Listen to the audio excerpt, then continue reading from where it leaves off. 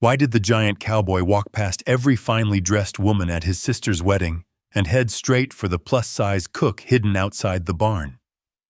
Esther's fingers crushed her folded apron as laughter slipped through the open barn doors. Then the floorboards groaned beneath heavy boots. Benjamin Archer, all 6'7" of him, crossed the lantern-lit crowd and walked straight toward her. What could make a man risk every watching eye for the wedding cook? Stay with us and tell us where you're watching from. Esther Palmer knew there was no chair for her but before anyone bothered to say it. She had gone into the wedding barn only long enough to check the last serving platters. Nearly 140 people filled the long room at Broken Spur Ranch. Lanterns hung from the rafters. Pine boughs had been tied around the posts with white ribbon, and damp coats steamed near the doors after 2 days of cold mountain weather. Boots scraped the plank floor. Forks struck china. Somewhere near the fiddlers, somebody laughed hard enough to slap the table. And everywhere Esther looked, people were eating food she had made. Smoked beef sliced thin, pork glazed with cider, skillet potatoes browned at the edges, beans cooked slowly with onions and salt pork, honey bread, biscuits, preserved apple pies. A wedding supper that should not have existed at all. 2 days earlier, Elkstone Pass had nearly closed beneath mud, sleet, and broken rock. The freight wagon had failed to arrive. Half the supplies meant for the wedding had been trapped on the other side of the mountains. Yet the tables were full.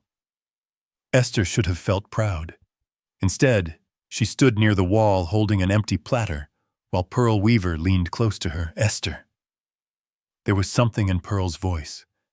Esther followed the older woman's eyes. Every chair had a place. Every place had a plate. There was one for the minister, one for the fiddlers, places for ranch hands who had helped move tables that morning, places for people Esther had never seen before that day. Nothing for her. Pearl's mouth tightened. I'll find another chair. No. It won't take but a minute. Leave it. Pearl looked at her. Esther shifted the platter against her hip. She was 31 years old. She had cooked in logging camps where men tracked mud across floors she had scrubbed on her knees. She had fed freight crews in weather cold enough to freeze dishwater against the pump. She had spent years watching other people eat before she sat down to whatever remained. An empty chair wasn't going to break her. Kitchen needs clearing anyway, she said. Pearl knew better than to believe her, but she nodded. Esther carried the platter back outside. The September night had turned sharp. The clouds were finally breaking over the Wind River Mountains, and between them the sky showed black and clear. The smokehouse stood 20 yards from the barn, its roof silvered with damp. Beyond it, the ranch yard fell into darkness. Esther stopped beside the wall. She untied her apron. Her fingers moved carefully. Fold once. Smooth it. Fold again. Make the corners meet. Inside, the fiddlers finished a tune. Applause rose. Esther pressed the apron flatter against her palm. She could go back to the cookhouse. There were kettles to scour and bread pans soaking beside the pump. She could put away the knives, check the remaining pies, and be in bed for the last wagon left. That would be sensible. Then Estelle Pierce's voice carried through the open barn doors. I assure you, we were fortunate to have anyone at all after that road closed. A woman answered, but Esther couldn't catch the words. Estelle laughed. She certainly knows her way around a stove. More laughter. Esther lowered her eyes to the apron. She knew that laugh. She had heard versions of it in boarding houses, church suppers, mercantiles, and kitchens since she was old enough to understand when people waited until they thought she couldn't hear. Another voice asked something. Then Estelle said, louder this time, "Oh, heavens, no! Can you imagine?" A few people chuckled. Kitchen workers have their own supper. Besides, there was a pause. Esther's hands stopped. Estelle continued. A woman built like that is far better suited behind a stove than among the dancers. The laughter wasn't loud. That almost made it worse. A few quick bursts, one uncomfortable cough, somebody shifting a chair. Esther looked toward the barn. Through the open doors, she could see a strip of warm yellow light and the backs of several guests. For 3 weeks, she had measured flour by lantern light. She had risen before sunrise. She had stood over 2 stoves until her stockings stuck to the backs of her knees. When the storm came, she had counted every pound of food left on Broken Spur Ranch and rebuilt an entire wedding supper from what the mountains had allowed them to keep. Now people were licking cider glaze from their forks, while Estelle Pierce made them laugh about the body of the woman who had fed them. Esther looked down. She folded the apron once more, a hard little square now. That was when the barn went strangely quiet. Not completely. A chair dragged. A fiddle string gave one soft, accidental note. Then footsteps crossed the floor. Slow, heavy, unhurried. Esther knew those footsteps. She wished she didn't. A figure filled the doorway. Benjamin Archer had to lower his head beneath the frame. Even among ranchmen, he looked enormous. 6'7" in his stocking feet, broad through the shoulders, wearing a clean dark coat that seemed almost strange on him after 3 weeks of seeing him in work shirts, worn boots, and dust. He stepped into the yard. Someone inside called his name. Benjamin kept walking. Esther's stomach tightened. She could see Hazel Pierce near the doorway behind him, polished and pretty in a dark green dress, watching with the same confusion as everyone else. People had been whispering all afternoon that Benjamin would ask Hazel for the first dance. It made sense to them. Hazel was unmarried. Benjamin was unmarried. Hazel looked right in a fine dress. Benjamin owned Broken Spur. People liked arrangements that could be understood without asking either person involved. Benjamin crossed the yard toward the smokehouse. Esther stayed where she was. "Don't," she said when he was close enough. He stopped. "What?" "Whatever you're about to do." His eyes went briefly to the folded apron in her hands, then back to her face. Behind him, people were gathering near the barn doors. Esther could feel them watching. Benjamin seemed not to care. "Miss Palmer," he said. His voice carried farther than she wanted it to. "Benjamin, would you give me the first dance I've wanted all evening?" Nobody behind him spoke. Esther stared at him. He held out one hand. It was the same hand she had wrapped in clean linen less than 2 days before. The same hand that had carried 40 pounds of flour through sleet, because she had told him the kitchen couldn't finish without it. The same hand that had broken bread with her night after night on the cookhouse steps. She looked toward the barn, at Hazel, at Estelle, at Lucy Archer standing beside her new husband, at faces she barely knew. Then back at Benjamin. "Don't turn me into a statement," she whispered. Something changed in his face. Not anger, something quieter. "I'm not. Everybody's watching." "I know." "Then you know what they'll think." Benjamin's hand remained between them. "Steady. What they think isn't why I walked out here." Esther swallowed. 3 weeks earlier, she would have known exactly what to do with a man like Benjamin Archer. Keep her distance. Do her work. Collect her money. Leave. 3 weeks earlier, Benjamin Archer had been nothing but a name beneath Lucy's signature on a letter from Broken Spur Ranch. She hadn't known about the bread, or Nevada, or the storm. She hadn't known what his face looked like when he was trying not to say too much. She hadn't known that a man that large could spend half his life making himself smaller for other people's comfort. And she certainly hadn't known that one September night, She would be standing beyond a Wyoming smokehouse with nearly 140 wedding guests, watching a giant cowboy hold out his hand to the cook. 3 weeks earlier, Esther Palmer had wanted only $35. $35 and a kitchen with her own name above the door. She had believed that was simple. She had been wrong.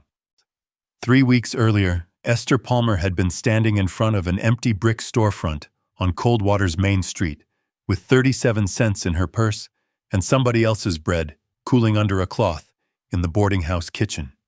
The old bakehouse had been closed nearly 2 years. Its painted sign was gone, leaving a pale rectangle above the front windows. One pane had a crack running from corner to corner. Dust covered the display shelf inside, and the brick oven would need cleaning before anybody trusted a loaf to it. Esther wanted it anyway. She could already see flour sacks stacked along the back wall, pie tins above the workbench, bread in the front window before sunrise. Her bread. Her name. Mr. Wilkins, who owned the building, had given her until October 1st to put down $25. After that, he had another interested tenant. Esther had thanked him and walked back to the boarding house without telling him that $25 might as well have been $200. The letter from Broken Spur Ranch arrived the following afternoon. She read it beside the boarding house stove while a pot of beef stew simmered behind her. Miss Palmer, my brother's housekeeper says you have experience preparing meals for large gatherings. I am to be married at Broken Spur Ranch near the end of September. We expect approximately 140 guests and require a cook for 3 weeks of preparation and the wedding supper itself. Board and supplies will be provided. Payment upon completion, $35. Lucy Archer. Esther read the last line twice. $35. Enough for the bakehouse deposit. Enough left over for flour, yeast, lamp oil, and perhaps 2 second-hand baking sheets if she bargained well. She folded the letter, then unfolded it. By supper, she had written her answer.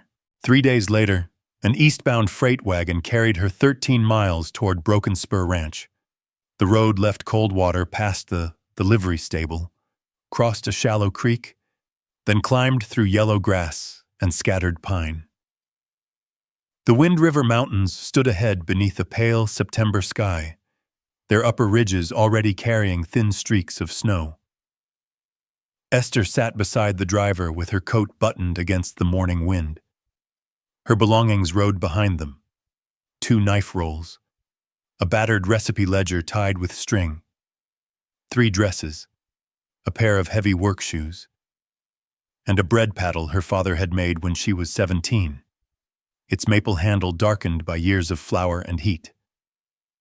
The wagon reached the Broken Spur gate shortly after 2. The ranch spread across a broad valley where cottonwoods followed a creek toward the mountains. The main house was built of squared logs with a stone chimney at each end. Beyond it stood 2 barns, a bunkhouse, corrals, a smokehouse, and a separate cookhouse with a stovepipe rising from the roof. Esther noticed the cookhouse first. Then somebody shouted. A young gelding had pulled loose near the corral. The horse came sideways across the yard, dragging a lead rope through the dust. 2 ranch hands moved toward it. Leave him. The voice wasn't loud.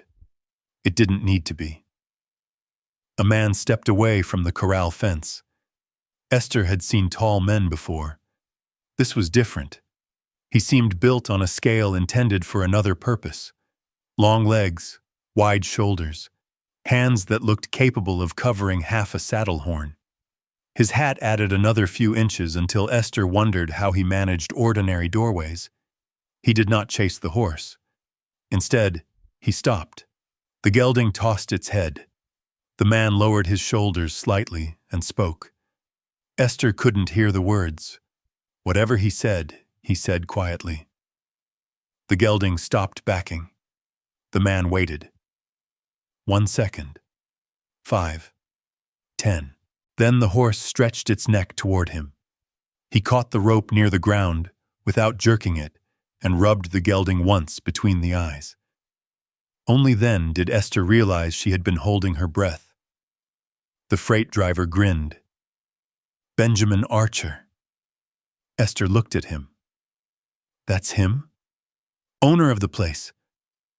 Benjamin handed the horse to a ranch hand and turned toward the wagon. His eyes found Esther. He removed his hat. Miss Palmer?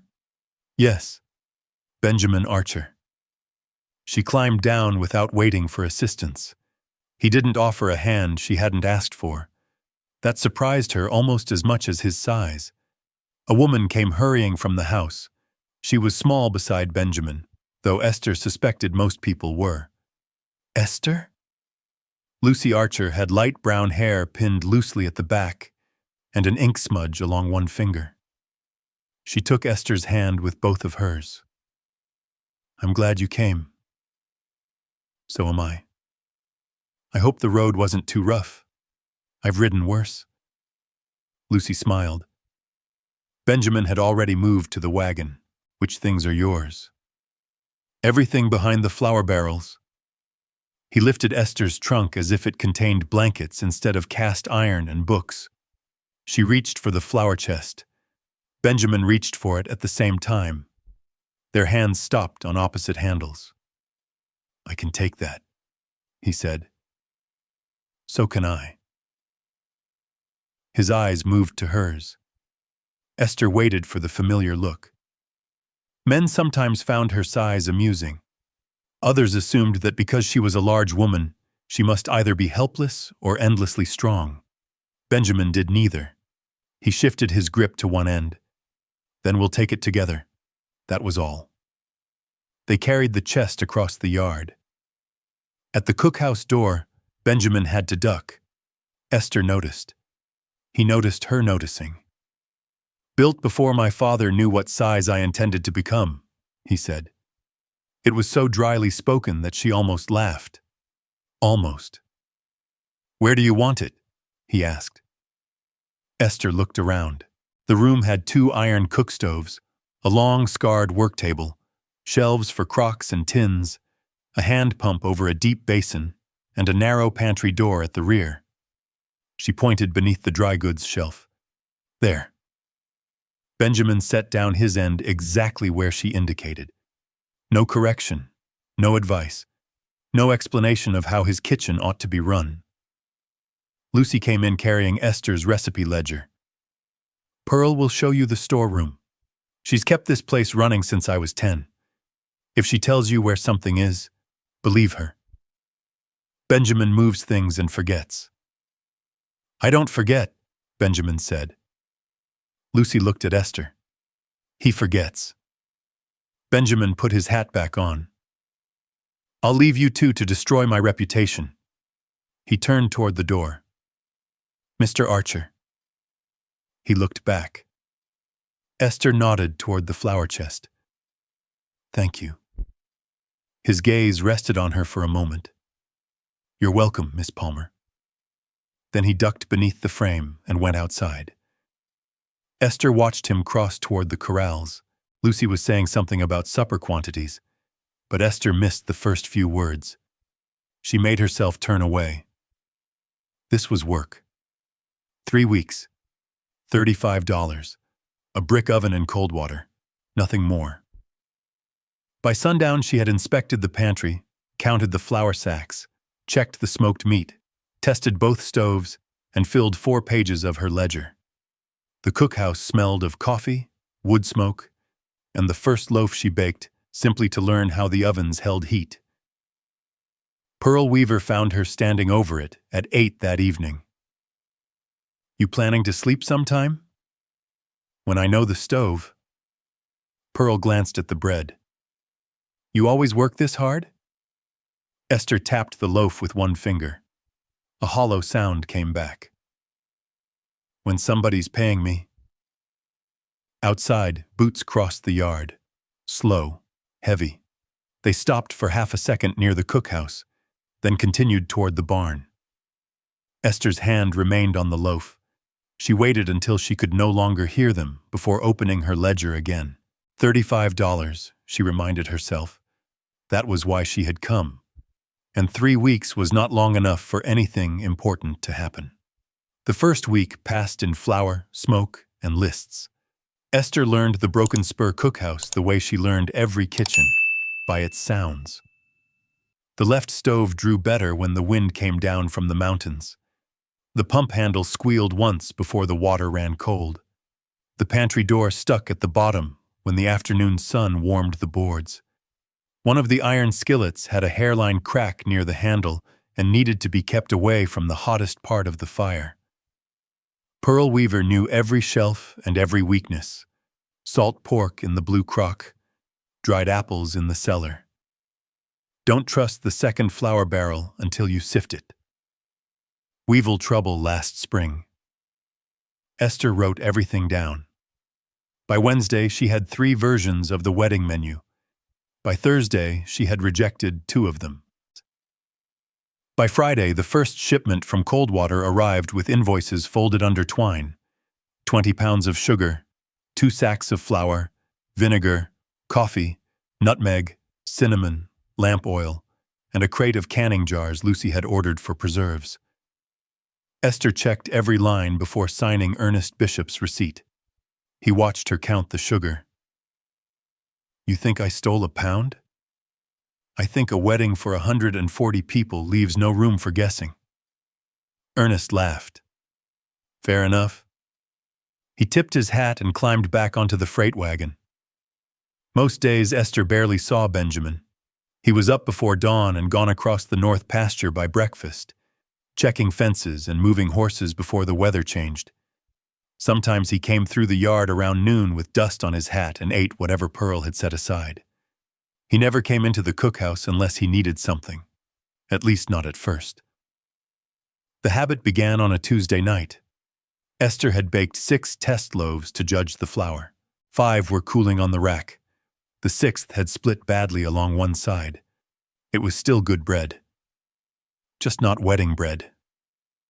She cut the heel from it, spread a little butter across the hot crumb, and stepped outside. The day had gone cold after sunset. The yard smelled of damp earth and wood smoke. A thin band of orange remained over the western hills, while the Wind River Mountains had already gone dark. Esther sat on the back step with the bread in both hands. Boots approached from the direction of the horse pasture. She knew who it was before she looked up. Benjamin came around the corner of the cookhouse carrying a coil of rope over one shoulder. He stopped when he saw her. "Evening. Evening." His eyes dropped to the bread. Esther looked at it too. "You hungry, usually?" She tore the heel in half. Benjamin set the rope beside the wall and took the piece she offered. His fingers brushed hers for less than a second.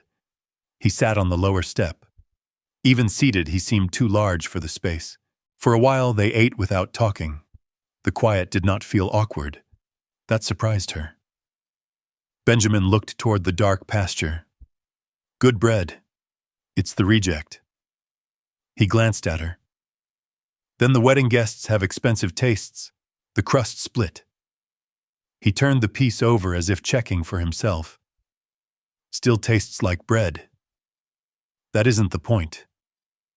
"I figured you'd say that." Esther looked at him. The edge of his mouth moved. Not a smile exactly, but close. The next evening he appeared again. This time Esther had not planned on sitting outside. She noticed that fact because she had already set aside the heel before she realized what she was doing. Benjamin came around the corner at nearly the same hour. He carried no rope, just a tin coffee cup. "You're early," she said. "Am I?" "You were later yesterday. Didn't know I was keeping an appointment." "You aren't." He looked at the bread on the step between them. "No." He sat anyway. That became the shape of their evenings. 10 minutes. Sometimes 15, never much longer. Esther talked about ovens because Benjamin asked about them. He talked about horses because she asked why some stood quietly under saddle while others never stopped testing the bit. "Same as people," he said once. Some push because they want trouble. Some push because they're scared. And how do you know which? You listen before you pull. She thought about that later while kneading dough. Another night he asked about the old bakehouse in Coldwater. Lucy said, "You're saving for it." Lucy talks too much. She does. Esther wiped crumbs from her skirt. $25 down. 6 months' rent after that. Oven needs work. You seen it? Every week for 3 months. Good location? Main Street. Across from the feed store. Morning traffic. Benjamin nodded. You know exactly what you want. I know what it costs. Not the same thing. No. The silence stretched. Then Esther asked, "What about you? What about me? What do you want?" Benjamin looked toward the mountains. For the first time since they had started sitting together, he seemed uncomfortable. He turned his coffee cup slowly in both hands. Got a contract offer in Nevada. For what? Horses.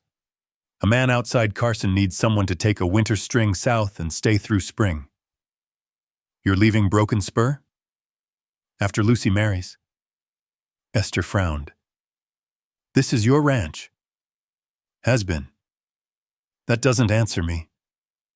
He looked down at the cup. My father died 6 years ago. Lucy was 19. Mother had already been gone. I stayed because somebody needed to. And now she doesn't. Frederick's a good man. That's not what I asked. Benjamin went quiet. The night wind moved along the eaves. Somewhere in the barn, a horse struck one hoof against a board. Esther pulled her shawl tighter. Do you want to go to Nevada? Benjamin rolled the last crust between his fingers. When he finally answered, his voice was low. Want hasn't figured much into it. Esther looked at him.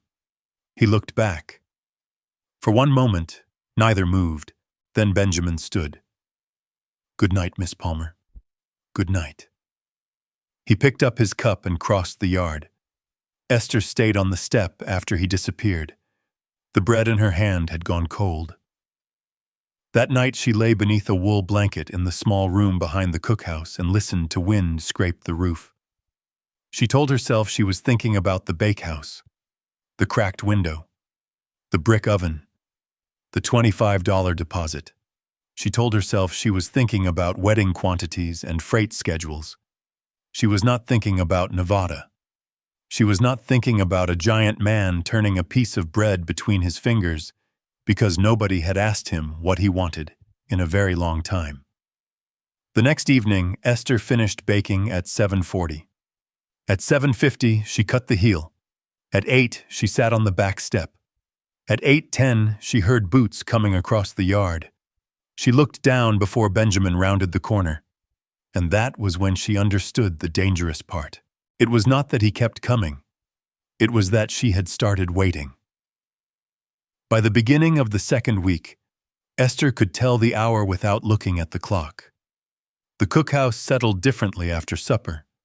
The kettles stopped rattling. Pearl carried the last dishcloth to the wash line. The ranch hands drifted toward the bunkhouse, and the yard went quiet enough for Esther to hear horses shifting in the south corral. Then came Benjamin's boots. Not every night at exactly the same time. Close enough. Esther never mentioned the pattern. Neither did he. That Tuesday, she had just pulled 2 pans of biscuits from the stove when wagon wheels sounded beyond the ranch gate. Not a freight wagon. Too light. Too smooth. Pearl came to the cookhouse window and pushed the curtain aside. That'll be the Pierce party. Esther wiped flour from her hands. 3 vehicles came down the ranch road. The first was a covered carriage with brass lamps polished bright enough to catch the afternoon sun. Behind it came a wagon stacked with trunks, crates, hat boxes, and 2 long cases that looked as if they contained table silver or rifles. A smaller buggy followed. Benjamin crossed the yard from the barn. Lucy came out of the main house, skirts gathered in one hand. The carriage door opened. Estelle Pierce stepped down first. She wore a fitted traveling dress the color of plum skin, black gloves, and a narrow hat pinned beneath her chin.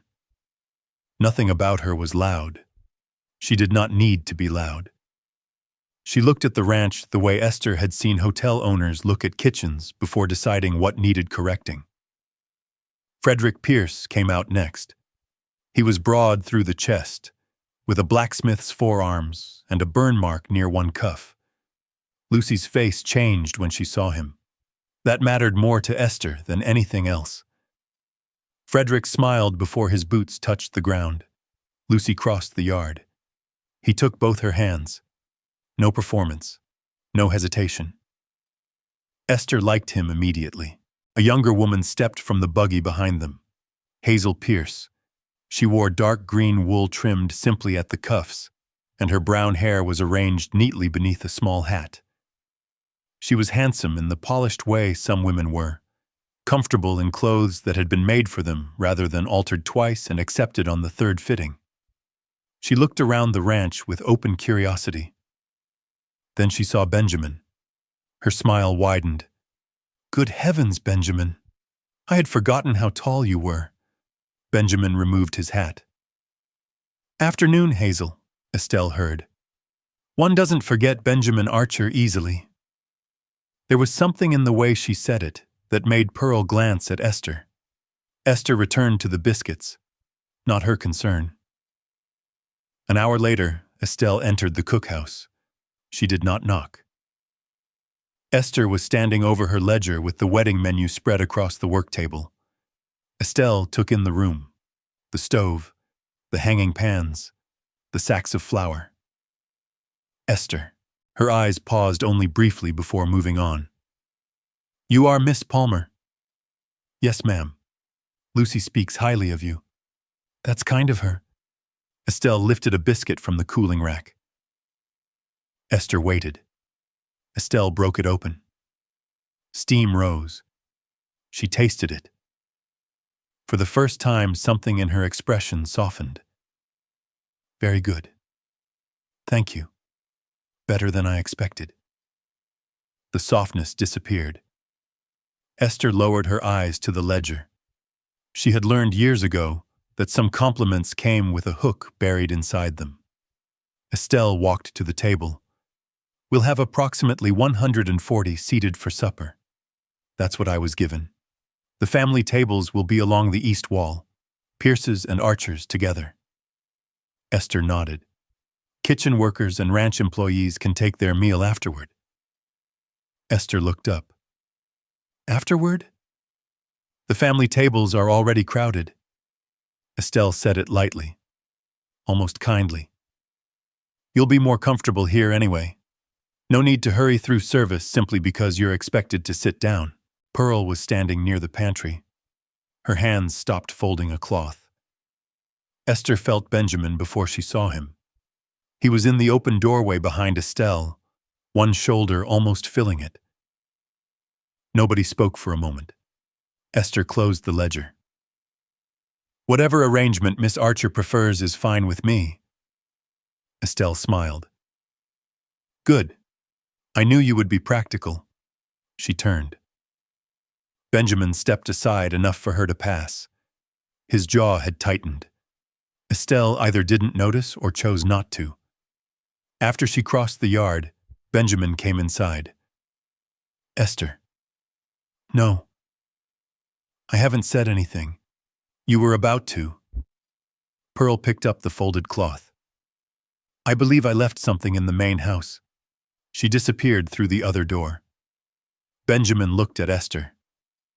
"You're cooking the supper." "Yes. You ought to have a chair at it." "I'll survive." "That's not what I said."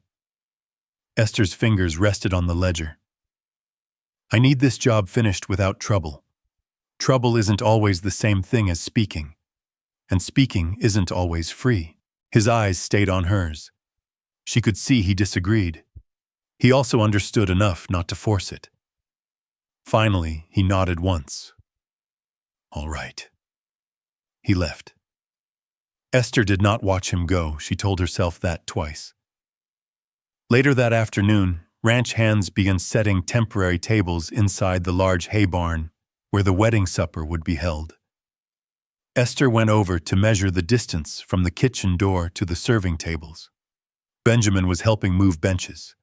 One of the younger hands, Charlie Wells, stood with a plank across his shoulder. "Better make these aisles wide," Charlie called. "Mr. Archer stands in one and nobody else gets through." Several men laughed. Benjamin laughed too. Not loudly. He set his end of the bench down. Then, without appearing to think about it, he moved closer to the wall so two women carrying folded linens could pass. Esther stopped. She watched the small adjustment. A man nearly 6 feet 7 inches tall folding himself away from everybody else's path. She had done versions of the same thing her whole life. Turning sideways between chairs, choosing the end seat, standing rather than asking someone to move, pretending not to notice when a shopkeeper looked at her and then at the narrow space between counters. That evening, the last heel of bread was darker than usual because Esther had nearly forgotten it in the oven. Benjamin came at 8:15. He sat on the lower step. She gave him half. Neither mentioned Estelle. For several minutes they listened to the creek running beyond the cottonwoods. Then Esther said, "Charlie didn't mean anything by that joke." Benjamin looked at her. "I know. You still moved." He turned the bread in his fingers. "Moved where?" "Toward the wall." He did not answer. Esther rested her elbows on her knees. "People think they're allowed to talk about your body because there's more of it to notice." Benjamin went still. She almost stopped there. "Almost. They do it to me too." His eyes came to her face. Esther looked out across the yard instead. "They just expect me to be ashamed instead of frightening." The silence after that was longer than any they had shared before. She could hear a horse chewing hay inside the barn. A lantern clicked softly as the wind moved its tin frame. Benjamin looked down at his hands. "When I was 16, he said, my father made the doorway to the bunkhouse taller because I split my head open twice in 1 week. Esther glanced at him. "Twice?" "Second time I was angry about the first." Her mouth moved before she could stop it. Benjamin noticed. "So you do smile." "I smile. Hadn't seen evidence. Maybe your jokes haven't earned it." That brought the quietest laugh from him. Then his face settled again. "Folks have been telling me to watch my size since I was old enough to understand words." "What does that mean?" "Don't stand too close. Don't shake too hard. Don't raise your voice. Don't get angry." He looked toward the mountains. Big man gets angry, and people remember the big before they remember the reason. Esther understood that more than she wanted to. She looked at the bread in her hand. Large woman eats supper and people remember the plate before they remember whether she worked 12 hours to make it. Benjamin turned his head. Their eyes met. No pity. That was what struck her. No apology either. Just recognition. The cookhouse door opened behind them. Hazel Pierce stepped out carrying a shawl. "There you are, Benjamin." He stood. Hazel smiled at Esther pleasantly enough. "Miss Palmer? Miss Pierce?" Hazel looked back at Benjamin. "Aunt Estelle wants to discuss tomorrow's seating. She says you'll know which ranch families should sit nearest the Archers." Benjamin glanced once toward Esther. "I'll be in directly." Hazel went back inside.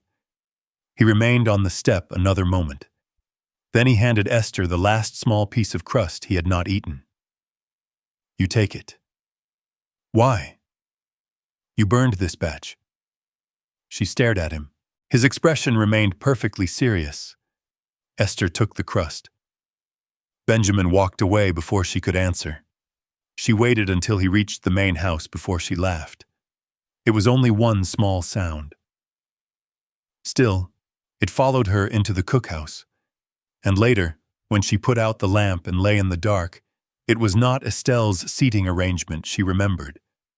It was Benjamin Archer saying that people remembered the size of a man before they remembered the reason he was angry. For the first time, Esther understood that being seen and being noticed were not the same thing at all. The next morning, she went back to work before sunrise. That was the safest thing to do. Doe did not ask what a look meant. A ledger did not sit beside you in the dark and make you wonder whether 10 minutes on a back step had begun to matter too much. Esther lit both cook stoves, fed kindling beneath the iron plates, and set coffee to boil while the first gray light crept over the yard. By 6, she had 2 pans of rolls rising beneath cloth, a pot of apple filling cooling near the window, and 3 pages of quantities written in her ledger. 140 guests, 24 tables, 6 hams, 4 beef roasts, 48 pounds of potatoes, more flour than Broken Spur currently had. She circled that line twice. Pearl came in carrying a basket of eggs. Morning. Morning. Sleep? Enough. Pearl gave her a look that suggested she did not believe that answer, but she knew when to leave a thing alone. Esther took the eggs. Ernest should bring the next freight tomorrow. Weather holds. Esther glanced through the window. The mountains were clear, but clouds had gathered low along the western ridge. That pass gives trouble this early? Not usually. Pearl hung her shawl on a peg. But mountains don't much care what they usually do. By mid-morning, the ranch was busy with wedding preparations. Lucy and Frederick were working through the guest list at the main house dining table.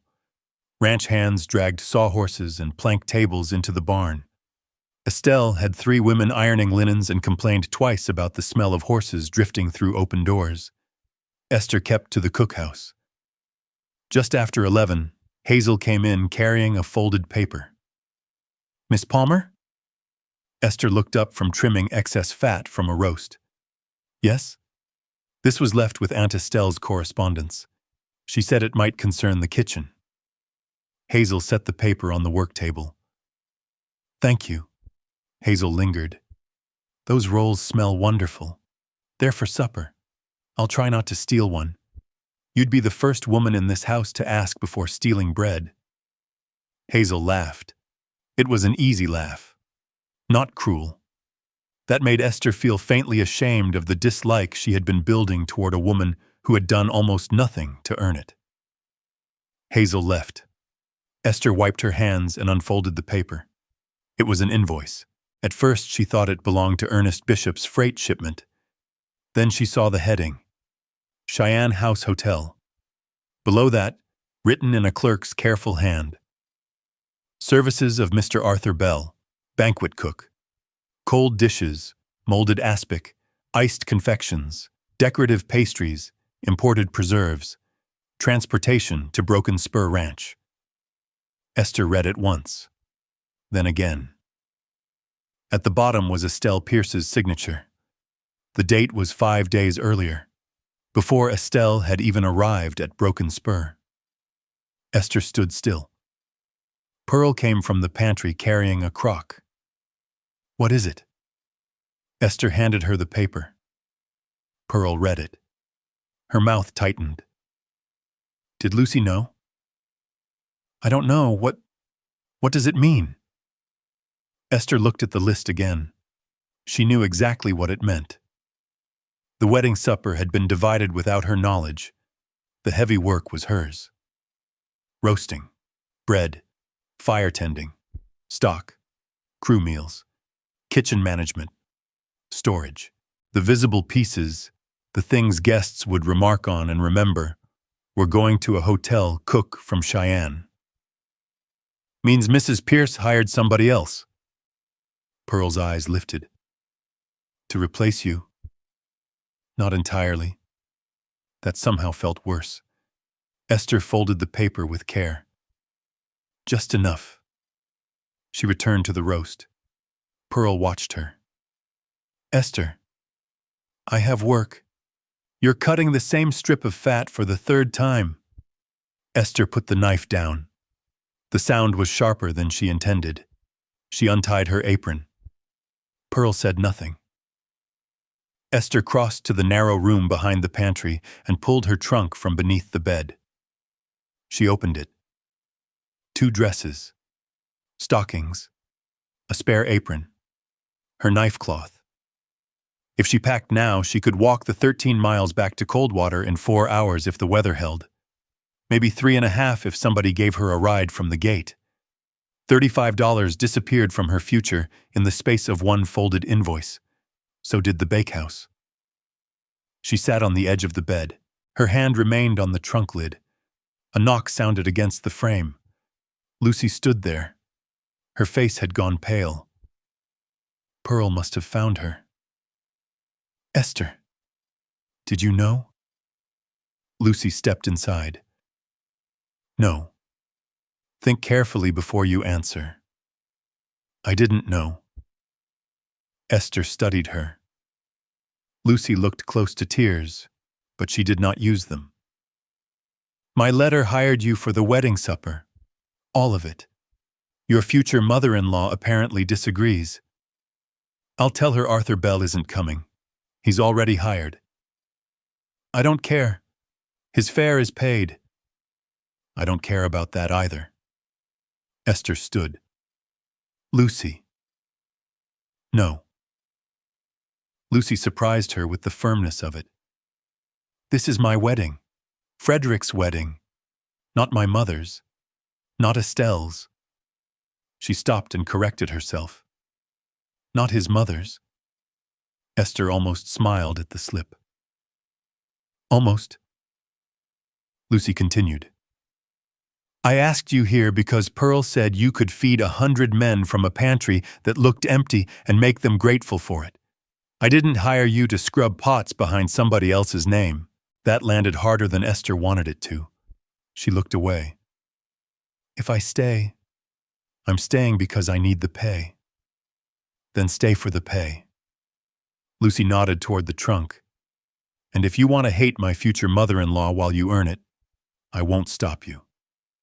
That did make Esther smile. A little. Lucy saw it. Good. The moment passed. Then heavy footsteps crossed the cookhouse. Benjamin appeared in the doorway. He looked first at the open trunk, then at Esther. What happened? Lucy handed him the invoice. He read it. His expression changed slowly. Not dramatically. That made it more serious.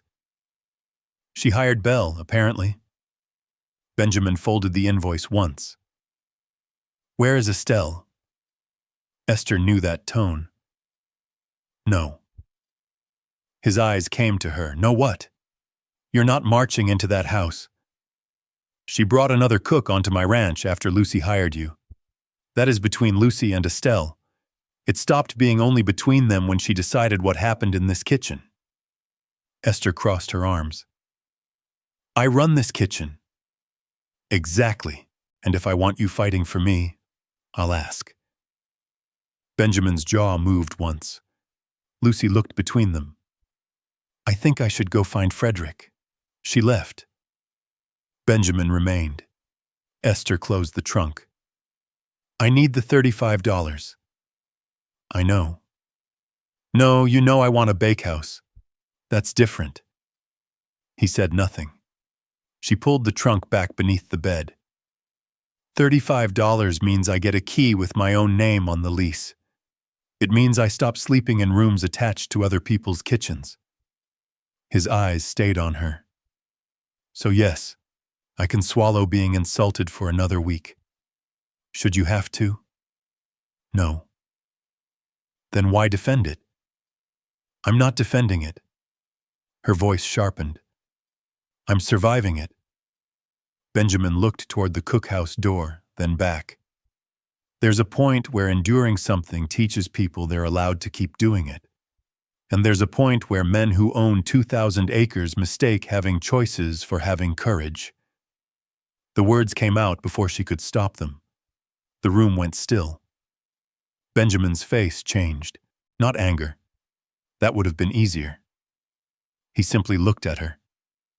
Esther wished immediately that she could call the sentence back. She didn't.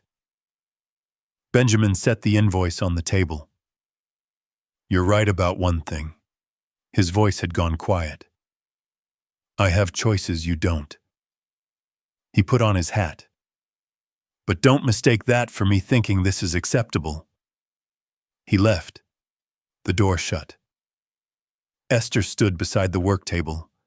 Pearl appeared at the pantry entrance and very carefully looked at the ceiling. "You heard that? Cookhouse isn't that big." Esther tied her apron again. "Say whatever you're going to say." Pearl picked up the roast. "I was going to say this needs salt." Esther stared at her. Pearl carried it to the table. "Nothing more." That evening, Esther baked anyway.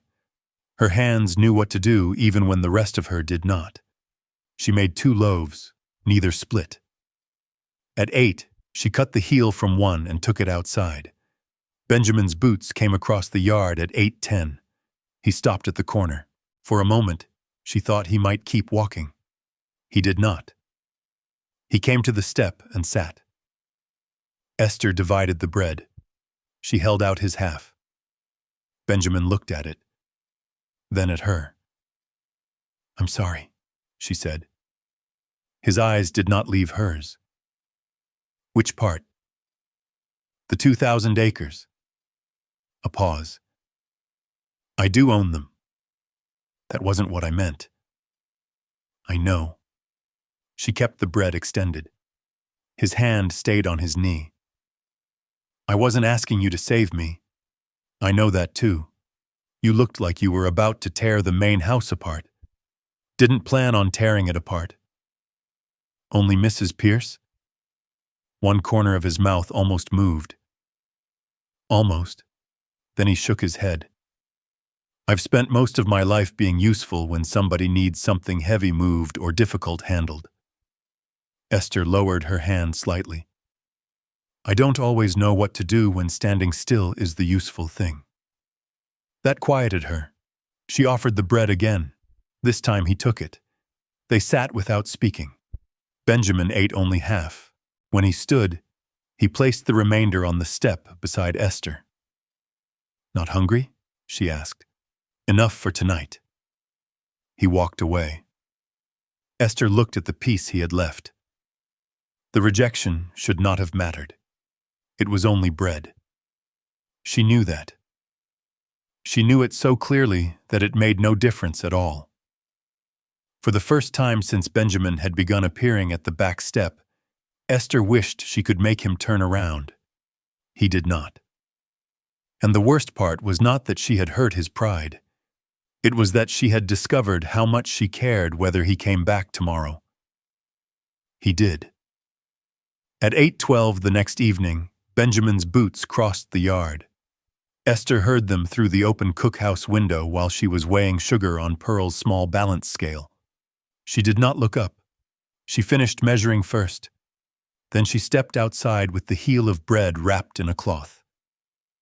Benjamin sat on the lower step without being invited. Esther gave him half. He accepted it. Neither apologized again. That was somehow better. For the next 2 days, the ranch moved toward the wedding with the quickening pace of a place running out of time. Wagons began arriving from Coldwater with relatives, neighbors, folding chairs, extra blankets, and crates of dishes borrowed from 3 different households. The bunkhouse filled. 2 families camped in canvas tents near the creek. Lucy's wedding dress hung in the upstairs room behind a sheet to keep dust from settling on the skirt. Estelle directed everything she could see. Esther concentrated on what Estelle could not. Firewood, flour, meat, timing, the weather, especially the weather. On Thursday morning, Esther stepped outside before dawn and smelled rain. Not summer rain, cold rain. The western sky had the flat gray color that made Pearl stop in the yard with a bucket in one hand. That's coming down from high country.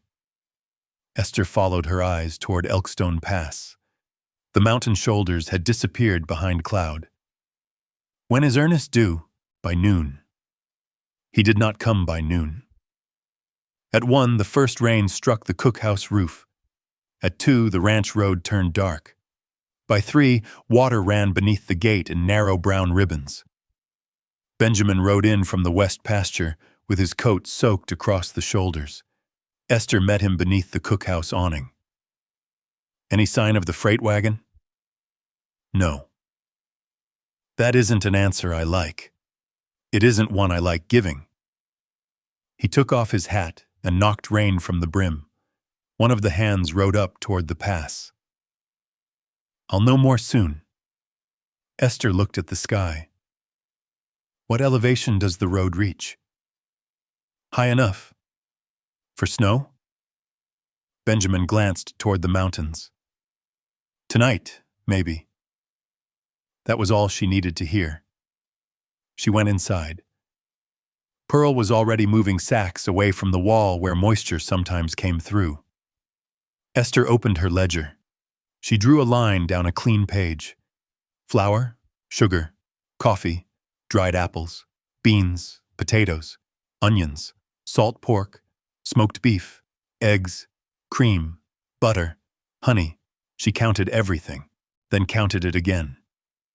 At 4:20, the rider returned. His horse was blowing hard when he came through the gate. Benjamin met him halfway across the yard.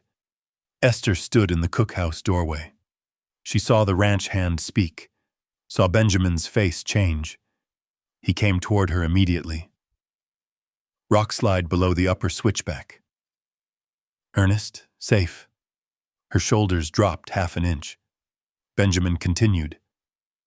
Wagon axle broke when he tried to turn before the slide. He's stuck on the far side. How far? About 6 miles. In this? Nobody's bringing that wagon through tonight. Esther looked past him toward the barn. Guests were already here. More expected tomorrow. The wedding was 2 days away. What was on the wagon? Benjamin hesitated. Most of Estelle's order. Mine too. He nodded. The rain hit harder. Estelle appeared behind him with Frederick and Lucy. What happened? Benjamin told her. Estelle stared at him as though he had personally put the rock in the road. The wine is on that wagon. Nobody answered. The sugar? Esther said. Most of it. And the hotel cook with Ernest? Benjamin said. Estelle's face lost color. No. Lucy touched her arm. Estelle. No. This is impossible. She turned toward Esther. We have nearly 140 people coming. I know.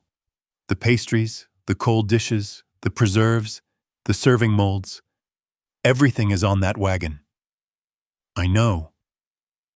What are we supposed to serve? Esther looked at her. Estelle's voice rose. Beans? Pearl stopped moving near the stove. Frederick looked down. Lucy closed her eyes for one brief second. Esther said nothing. She walked past them into the pantry. She took down the inventory sheet. Then she went to the smokehouse. Benjamin followed. You don't have to solve this tonight. Yes, I do. It's raining hard enough to wash the road. The rain isn't attending the wedding. He almost smiled. Almost. Esther began counting meat. 6 smoked beef quarters, 4 cured pork shoulders, 2 crocks of rendered fat. She moved to the cellar. Benjamin came behind her with a lantern. Potatoes filled 3 bins, not 4. Onions, enough if stretched. 2 barrels of apples, dried beans, preserved cherries, jars of late summer peaches, a honey crock nearly full. Esther wrote numbers on the back of a flour invoice. Benjamin held the lantern while she worked. What are you doing? Seeing what we actually have. You already counted this morning. That was for the meal we planned. She moved to the spring house. We aren't making that meal anymore. By 7, rain had turned to sleet. Small pellets struck the windows and rattled against the stovepipe. Estelle sat at the main house table with both hands around untouched coffee. Lucy was beside her. Frederick stood by the hearth. Esther entered carrying 3 sheets of paper. Benjamin came behind her. Estelle looked up. Can you do it? Esther set the papers down. Not what you ordered. Estelle's mouth tightened. Esther kept going. We have enough beef, enough pork, enough potatoes if we add beans and onions. Pearl has preserved apples and peaches. There is enough honey to stretch the sugar. The cake? Smaller. Estelle looked wounded by the word. Esther ignored it. I can make biscuits if I have flour. Honey bread, apple pies, roast meat, skillet potatoes, beans, gravy, maybe a peach preserve for the cake.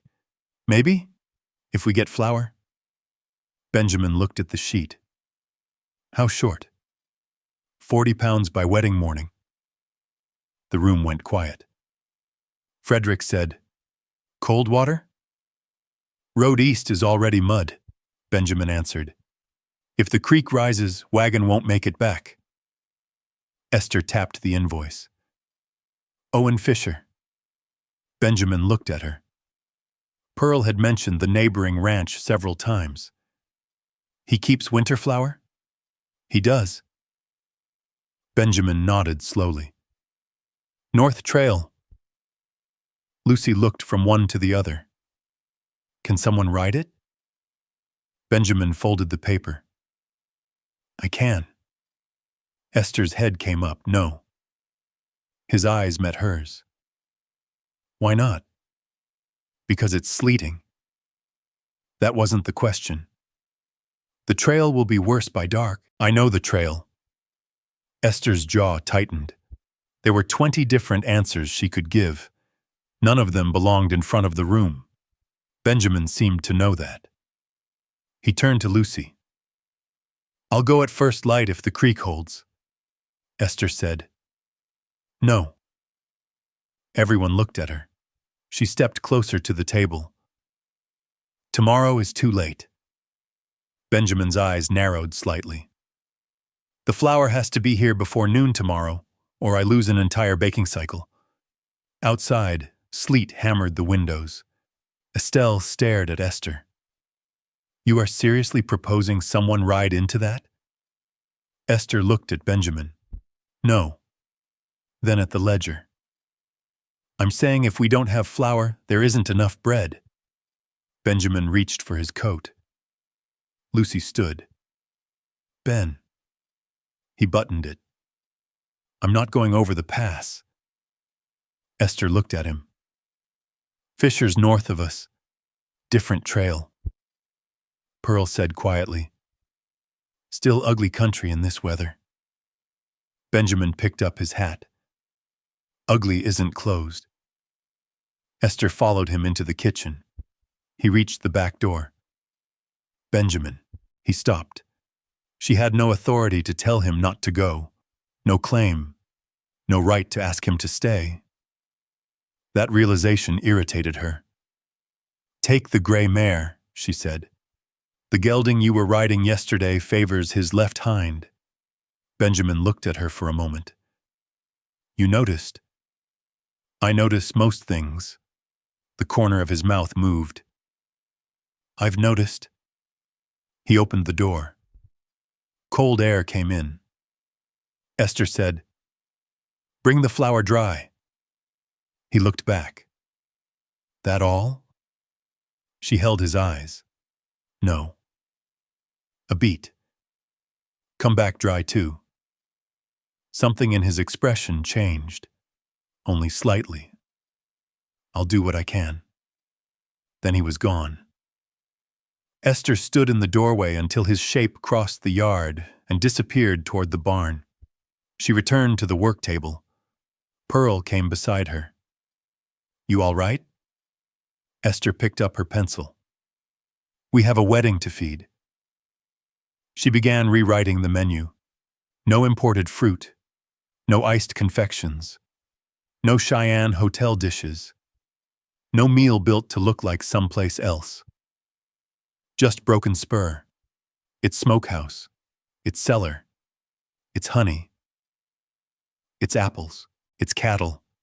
Its people. By 9, the new menu covered both sides of the flour invoice. Benjamin came back from the barn, carrying saddlebags and a heavy coat. He stopped beside the work table. Esther looked up. She turned the paper toward him. I can't make the banquet she planned. Benjamin read the list. Esther pressed one finger against the page. But I can give Lucy a Wyoming supper people will still be talking about when she's old. Benjamin looked from the menu to her face. Then he took off his coat again, rolled his sleeves to the elbow. Esther frowned. What are you doing? Rain's too hard to leave this minute. I'll wait half an hour. He moved toward the woodpile beside the stove. Then tell me what you need first. Esther looked at his rolled sleeves, at the storm pressing against the windows, at the ruined plan lying behind them, and the blank hours ahead. Then she handed him the largest knife. Onions. Benjamin took it. How many? All of them. He nodded, and for the first time since the freight wagon failed to appear, Esther smiled.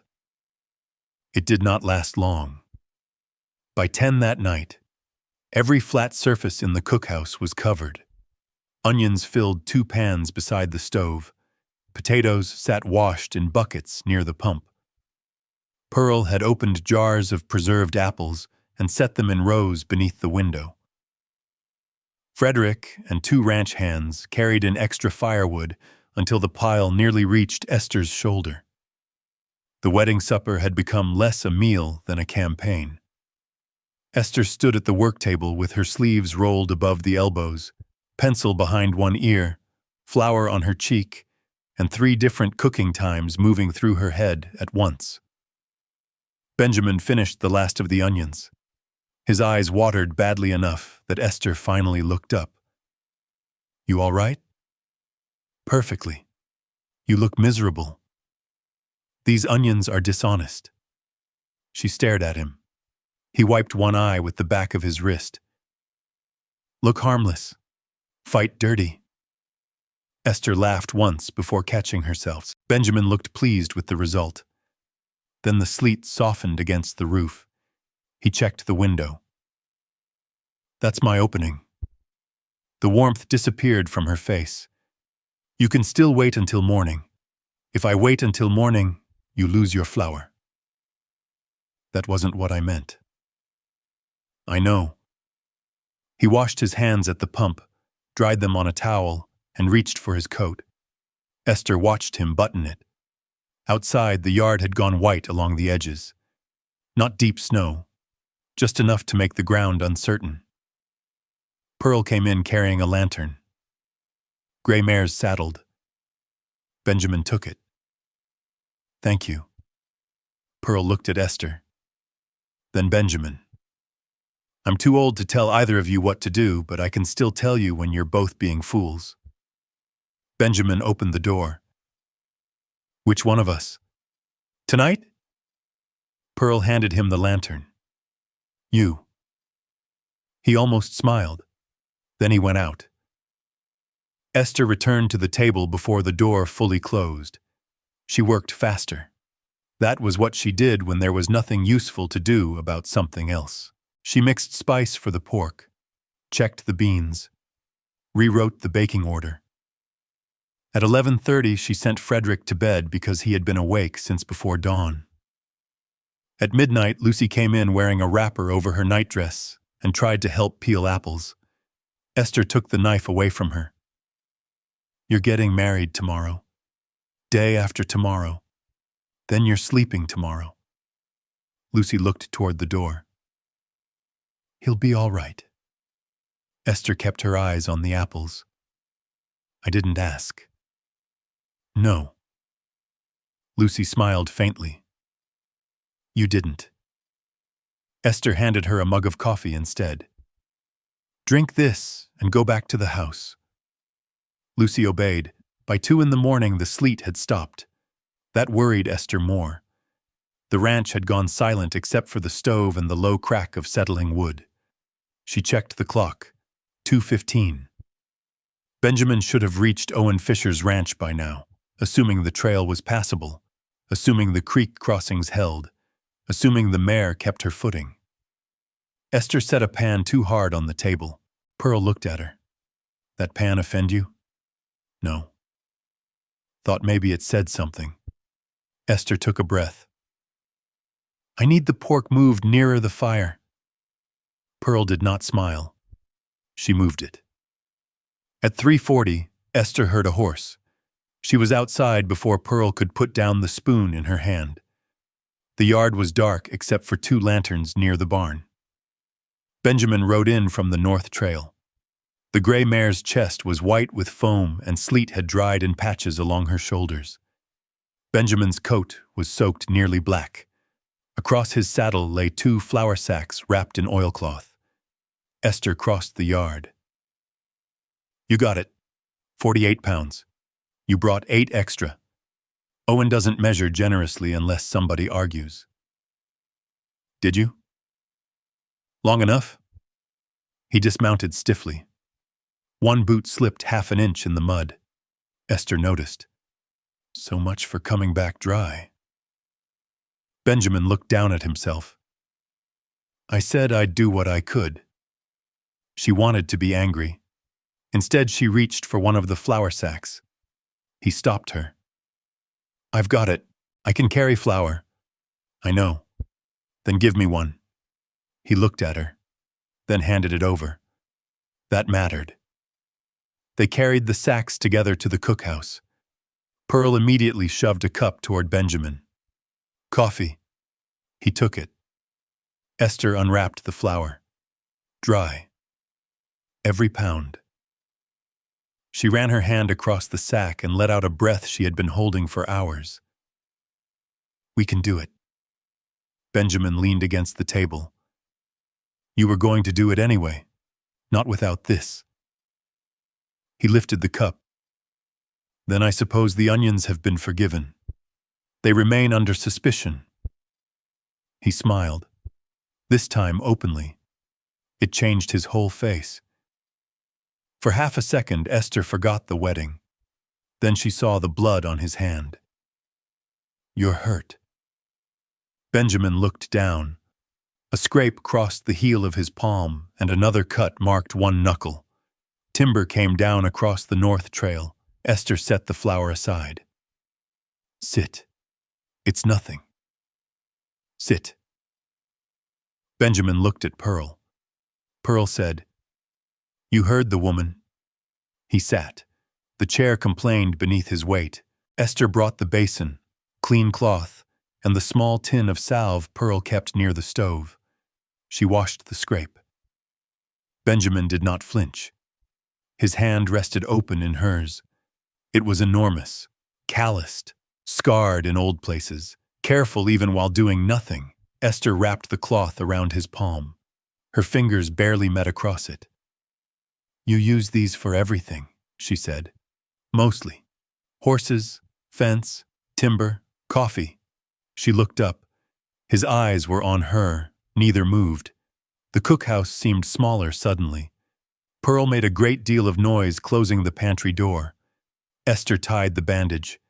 Too tight. Benjamin looked at it. Trying to stop the blood, or the whole hand? She loosened it. Don't complain. Wouldn't dream of it. Her fingers brushed his palm once more. This time neither pulled away immediately. Then Esther did. She stepped back. Go change your shirt. Benjamin looked as though he might say something. Instead, he stood. Yes, ma'am. By sunrise, Broken Spur had become a machine. The weather improved enough for riders to leave by the lower roads. Benjamin sent one hand east for cream and butter. Another went south for potatoes. Frederick butchered an extra steer with 2 ranch hands and brought Esther the cuts she needed. Lucy and Hazel rolled pie crust at the long table. Even Estelle spent an hour shelling beans after discovering no one had time to listen to her objections. Esther gave orders until her voice went rough. "No, those pans on the left. Keep that stock covered. Pearl, I need the second honey crock. Lucy, thinner on the crust. Frederick, if those potatoes are muddy when they come through this door, I will send them back outside with you." Nobody argued. By afternoon, the cookhouse smelled of smoke, yeast, apples, onion, and roasting meat. The wedding cake changed completely. No fancy icing, no imported fruit. Esther built 3 sturdy tiers instead, covered them in pale buttercream, and used preserved apple slices, honey glaze, and small piped leaves. Lucy saw it and stopped in the doorway. "Oh." Esther looked over. "Too plain?" Lucy shook her head. "No." She came closer. "It looks like us." Esther understood exactly what she meant. By that night, Esther's legs had begun to shake. She ignored them. There was bread in the oven, beans to finish, pork to baste, apple filling to cool. She reached across the table for a crock, and the room shifted slightly. Just once. Then again. A chair scraped behind her. Benjamin had come in without her hearing him. He set the chair against the backs of her knees. "Sit. I don't have time. 5 minutes. I have bread in. Pearl's watching it. I need to— Esther!" She turned. His voice was not commanding. That made it harder to resist. He held out a cup of water. "I'm not telling you this as the man who owns the ranch. Good. I'm telling you as one tired worker to another." She looked at the chair, then at him. 5 minutes. 5. She sat. Benjamin gave her the water. He did not stand over her. He lowered himself onto an overturned flour crate nearby. Long legs stretched awkwardly because there was nowhere sensible to put them. For a minute, neither spoke. Outside, the last storm clouds were moving east. Thunder rolled far away. Then something lighter began tapping the roof. Snow. Esther drank. Benjamin looked toward the window. "Nevada feels farther away tonight than it did yesterday." She lowered the cup. He wasn't looking at her when he said it. That somehow made the words heavier. Esther watched his profile. "Because the road's bad?" A pause. "No." He turned then. Their eyes met. Pearl opened the oven behind them and warm bread smell filled the room. Neither of them said anything else. They didn't need to. For the first time, the danger between them had become something neither could pretend belonged only to Esther. The cookhouse stayed awake until nearly dawn. By 4:30, the snow had thinned to a light powder along the yard fences. The worst clouds had broken apart over the mountains, leaving the eastern sky pale and cold. Esther had been awake too long to feel tired in any ordinary way. She moved because the work told her to move. Bread out, pies in, beans shifted to the cooler side of the stove, pork basted, cake turned, coffee poured. Pearl finally gave up ordering her to rest and went to the main house to wake Lucy. Benjamin remained. He should have gone to sleep hours earlier. Instead, he sat at the far end of the work table with a mug between both hands, his bandaged palm resting awkwardly against the tin. The cookhouse was quiet now, not empty. Quiet. The kind that comes after a storm has spent itself. Esther stood at the stove and listened to the last loaf crack softly as it cooled. Benjamin said, "You should sleep. So should you. I got 2 hours." "When?" "Before midnight." "You were cutting firewood before midnight." "Then maybe it was 1." Esther turned. He was watching her. She looked away first. You'll need both eyes open for your sister's wedding. I'll manage. You always say that. So do you. She set a spoon beside the basin. That was true enough to irritate her. For several minutes, neither spoke. Then Benjamin said, I've been thinking about Nevada. Esther's shoulders tightened. She kept her back to him. That seems like a poor use of time when we still have potatoes to finish. I'm serious. I know. She wiped the work table, though it did not need wiping. Benjamin stood. The chair scraped once against the floor. I told myself for years that I'd go when Lucy didn't need me anymore. Esther kept moving the cloth. Frederick can look after her. That's what I thought. You don't think he can? He's a good man. Then what's the problem? Benjamin stepped closer, but not too close. There were still 3 feet between them. The problem is, I never asked myself whether I was leaving because I wanted to. Esther's hand stopped. Outside, somewhere near the barn, a rooster started too early and gave up after one ragged call. Benjamin continued. I just figured there'd be another place where somebody needed a man who could break horses and carry more than most. Esther looked at him then. His face was tired, more open than usual. That made her uneasy. You have a contract. I do. You gave your word? Not yet. Then decide carefully. I am. His eyes held hers. That's what I'm trying to do. Esther knew where the conversation was going. She knew it before he took another breath. That was exactly why she stepped backward. Benjamin.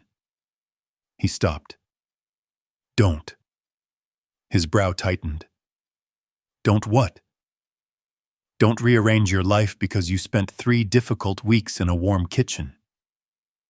He stared at her. Is that what you think I'm doing? I think storms make people say things they wouldn't say in good weather. Esther. You've been tired.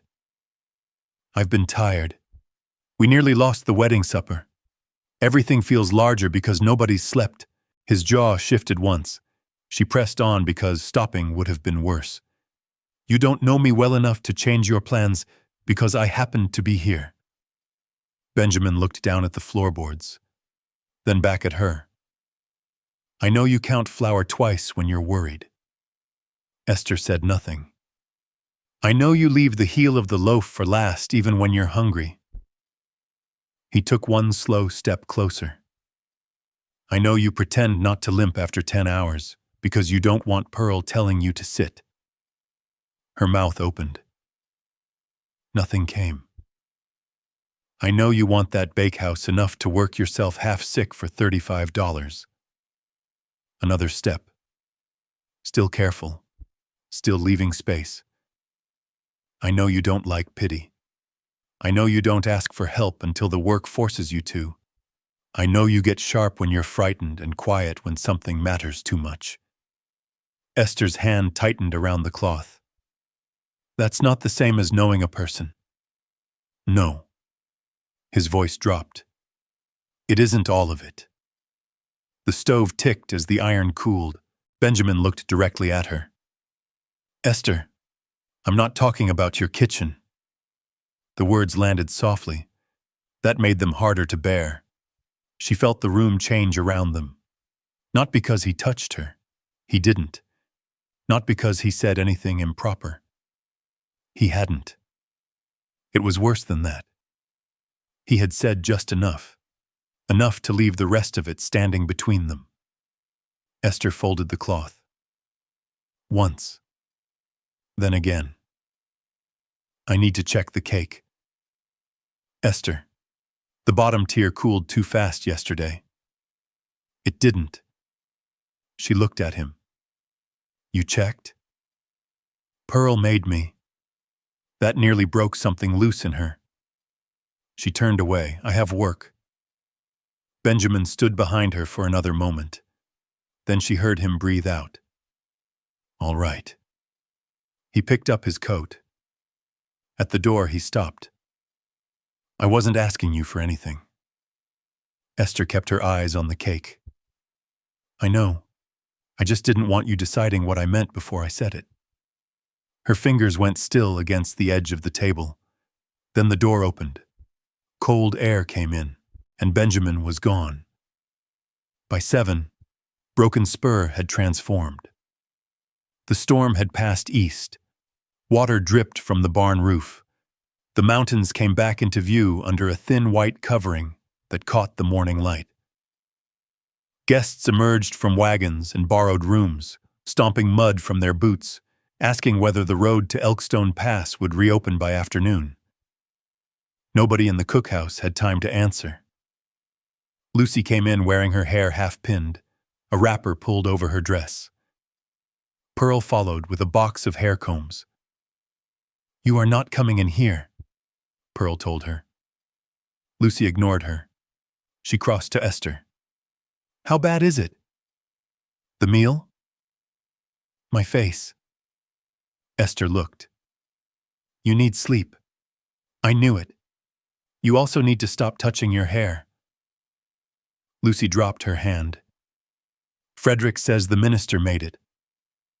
Good. He also says half the men from Coldwater are already in the barn. Less good. Lucy smiled. Then her face softened. You all right? Esther reached for the pie knife. Why wouldn't I be? Lucy looked toward the back door. That was answer enough. Esther gave her a warning glance. Lucy lifted both hands. I said nothing. Keep doing that. Pearl took Lucy by the shoulders. Out. Lucy laughed and let herself be pushed toward the door. By noon, music drifted across the yard from 2 fiddlers tuning near the barn. The ceremony would begin at 1:30. Esther had reached the point where every minute had a job. She checked the pork, the potatoes, the bread, the cake, then she carried a box of serving spoons toward the barn. Hazel Pierce stood near the entrance, dressed in deep green with a cream ribbon at her throat. She looked rested, elegant, as if the storm had happened to somebody else. Hazel smiled when she saw Esther. Miss Palmer.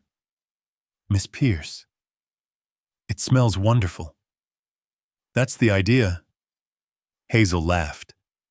Then Benjamin came from behind the barn, carrying 2 folded benches. Hazel turned. There you are. Benjamin set the benches down. What do you need? Nothing yet. She brushed a speck of dust from her sleeve. I was telling Aunt Estelle that after supper I expect the first dance.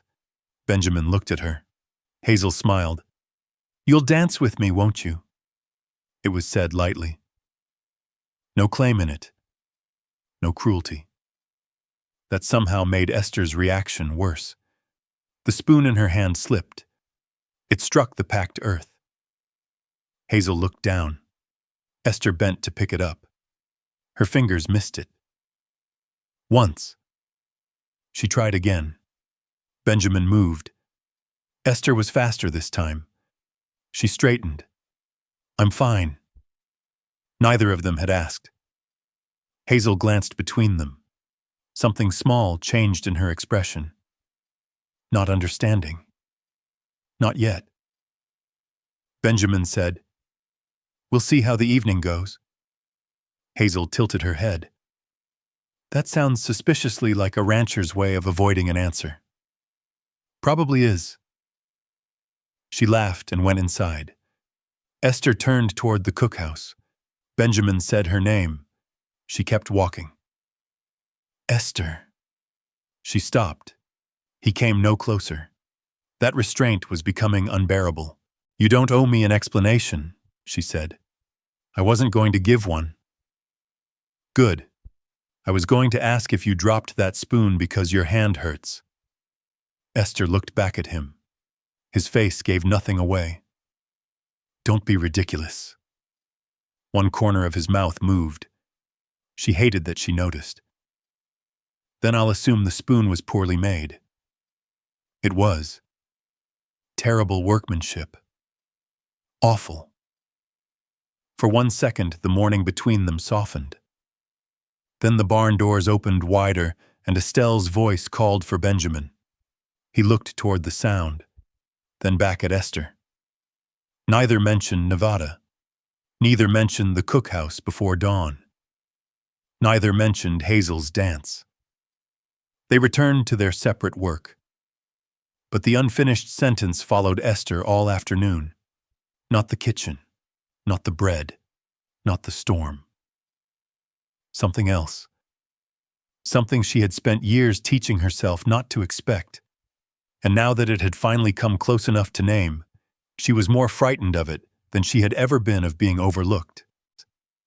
The wedding ceremony began at 1:30, beneath a sky washed clean by the storm. Esther did not see it.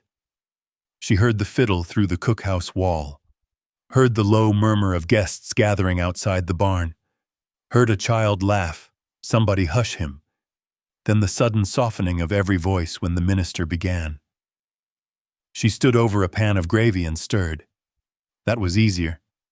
The pork had rested properly. The beef was ready for carving. Biscuits waited beneath linen cloths.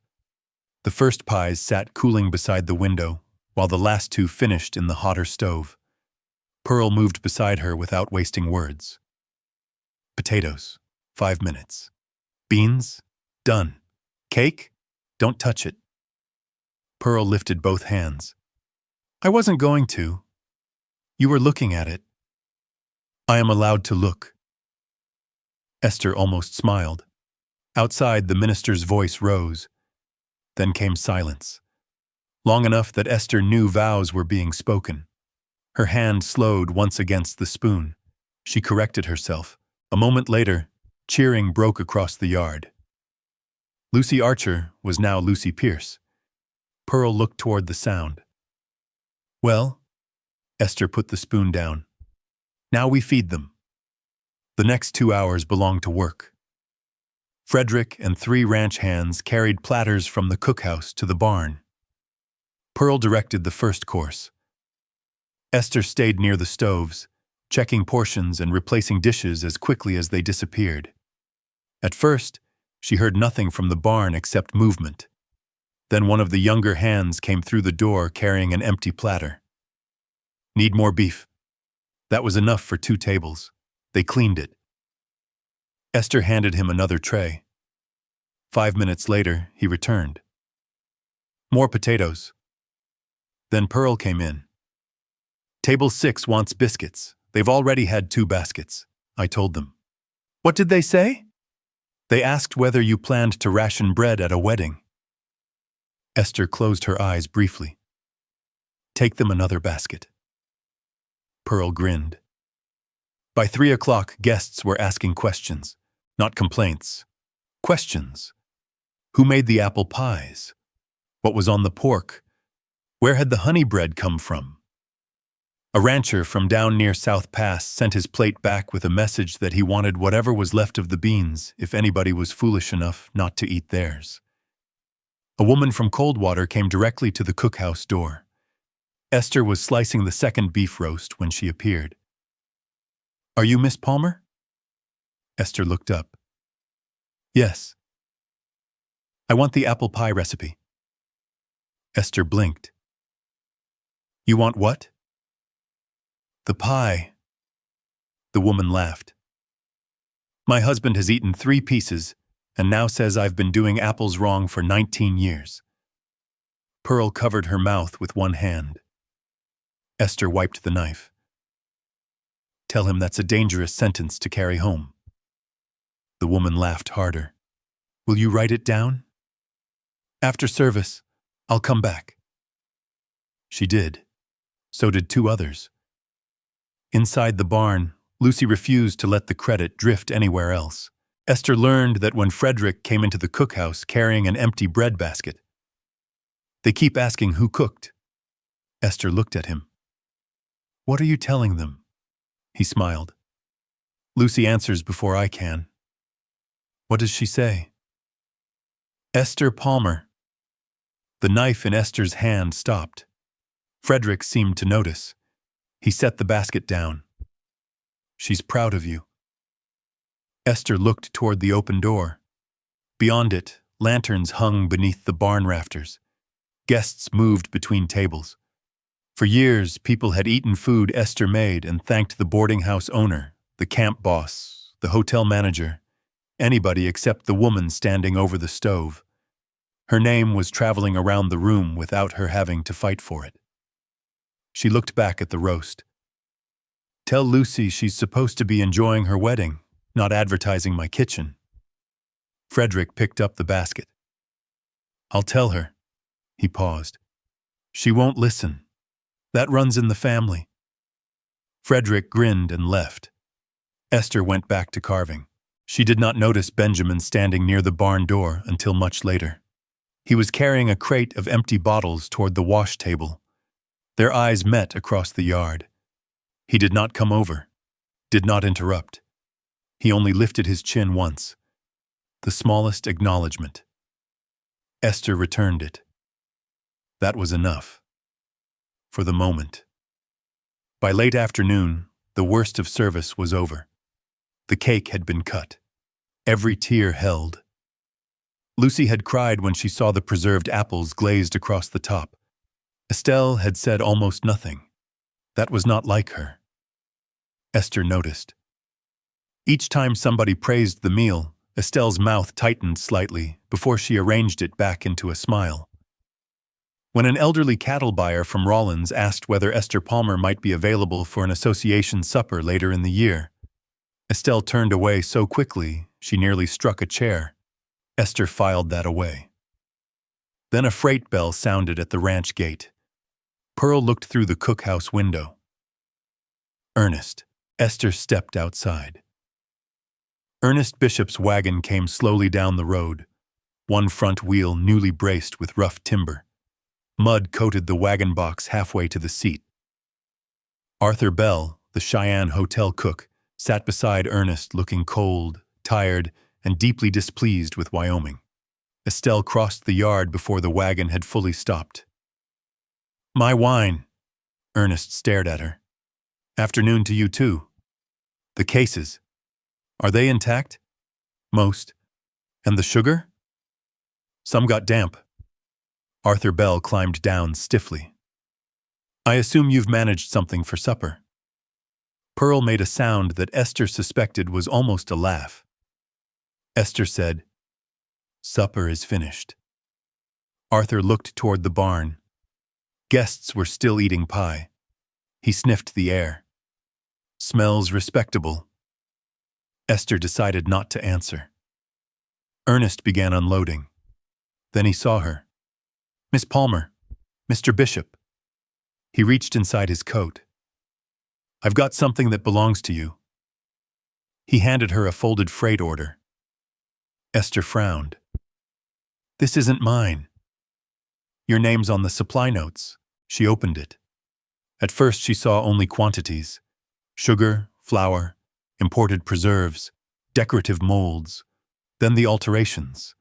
Several lines had been crossed out. 20 pounds of sugar reduced to 8. 2 flour sacks removed completely. Specialty ingredients canceled. Beside the changes was a notation in another hand. Hotel provisions to supersede local kitchen requirements. Approved. E. Pierce. The date was 4 days before the storm, before Elkstone Pass closed, before Ernest's axle broke, before anybody knew the freight wagon might not arrive. Esther read the order again. Ernest shifted his weight. "I thought you knew." She did not answer. "The changes came through Coldwater just before I loaded." "Who made them?" Ernest pointed to the signature. Esther looked at Estelle across the yard. Everything rearranged itself quietly. The flour shortage, the reduced sugar, the hotel cook, the assumption that Esther would handle labor while somebody else handled presentation. The storm had not ruined Estelle's plan. It had exposed it. If the wagon had arrived on time, Esther would have spent 3 weeks preparing broken spur for a banquet she was never meant to own. She folded the document. Once. Very carefully. Pearl had come beside her. What is it? Esther handed it over. Pearl read. Her face hardened. She cut your order. Before the storm. Pearl looked toward Estelle. I'll speak to Lucy. No, Esther. Not now. Why not? Because the wedding had survived. Because Lucy was laughing inside the barn with Frederick. Because Esther had finally heard her own name spoken beside her own work. Because she was tired of Estelle Pierce deciding what every good moment had to become. Esther took the document back. She doesn't get the supper, too. Pearl studied her, then nodded. Music started inside. The fiddlers had moved into the first dance tune. Guests began shifting chairs back from the center of the barn. Pearl looked toward the seating tables. Her expression changed. What? Pearl said nothing. She walked toward the barn entrance. Esther followed more slowly. From the doorway she could see place cards along every family table. Archer, Pierce, Fisher, Bishop, neighbors from Coldwater. Even the fiddlers had places near the end. Pearl checked one table, then another, then the long table beside the wall. She turned back. Esther. Esther already knew. There was no place card bearing her name.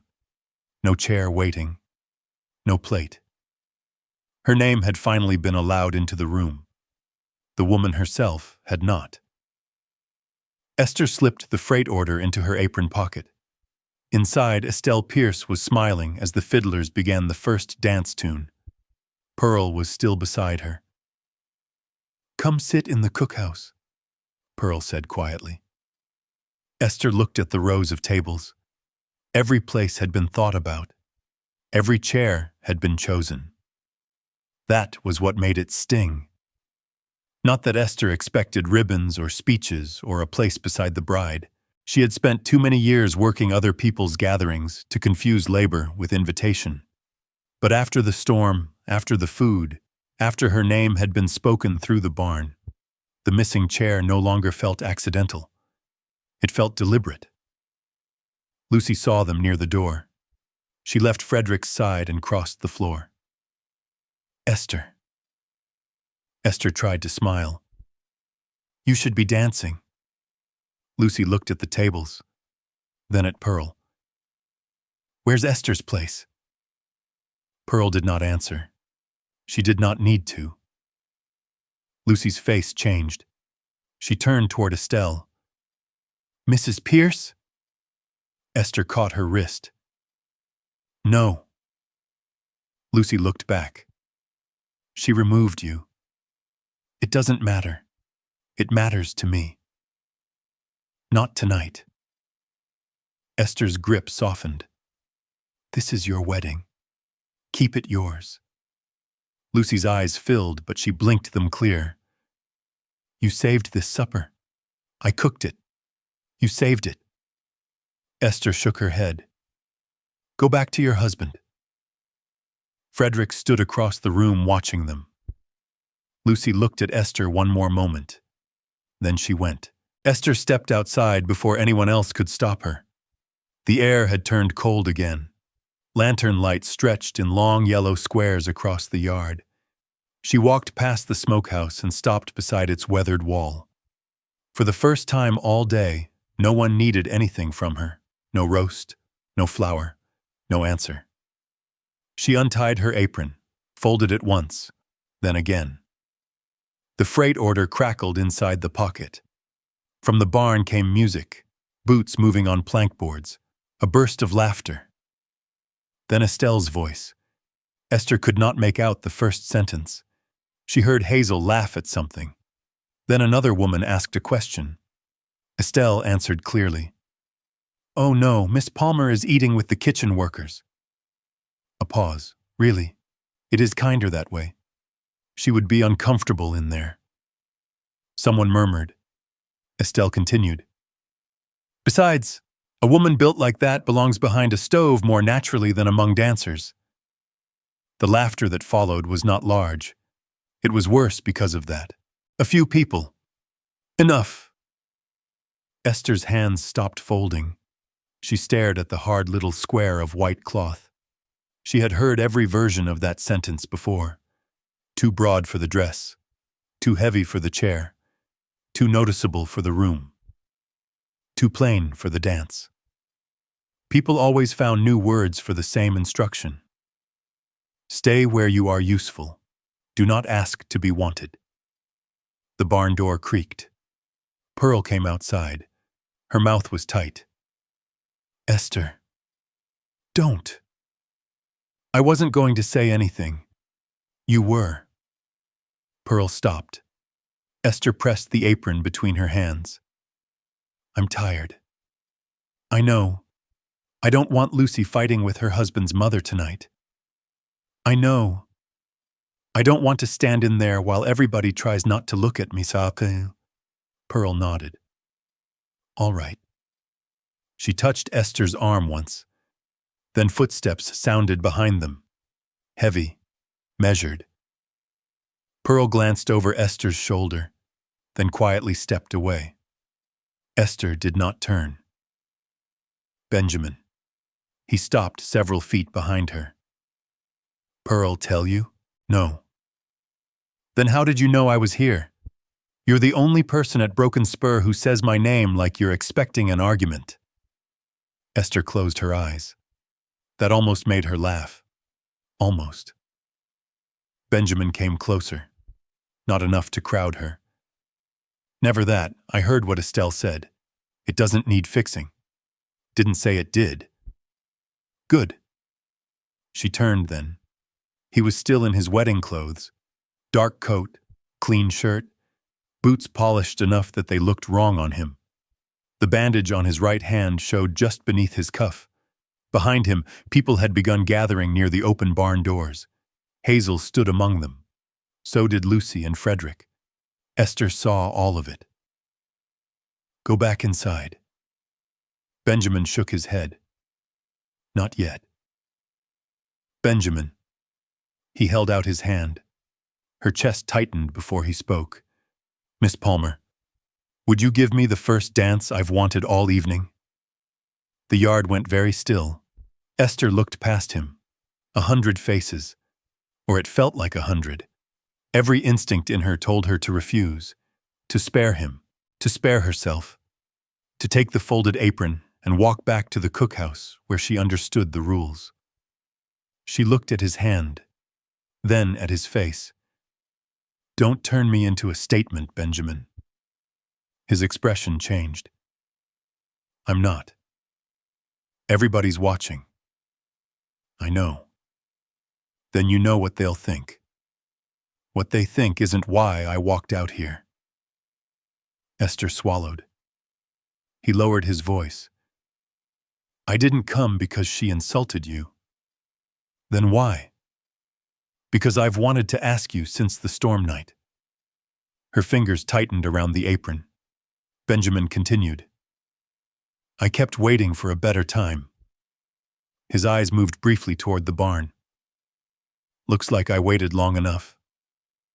Esther looked at Hazel. Hazel met her eyes. There was no anger there. Only understanding arriving late. Hazel gave the smallest nod. Esther looked back at Benjamin. I'm not a cause. I know. I'm not proof that you're a decent man. I know. I'm not something you get to choose in front of everybody because it'll make them ashamed.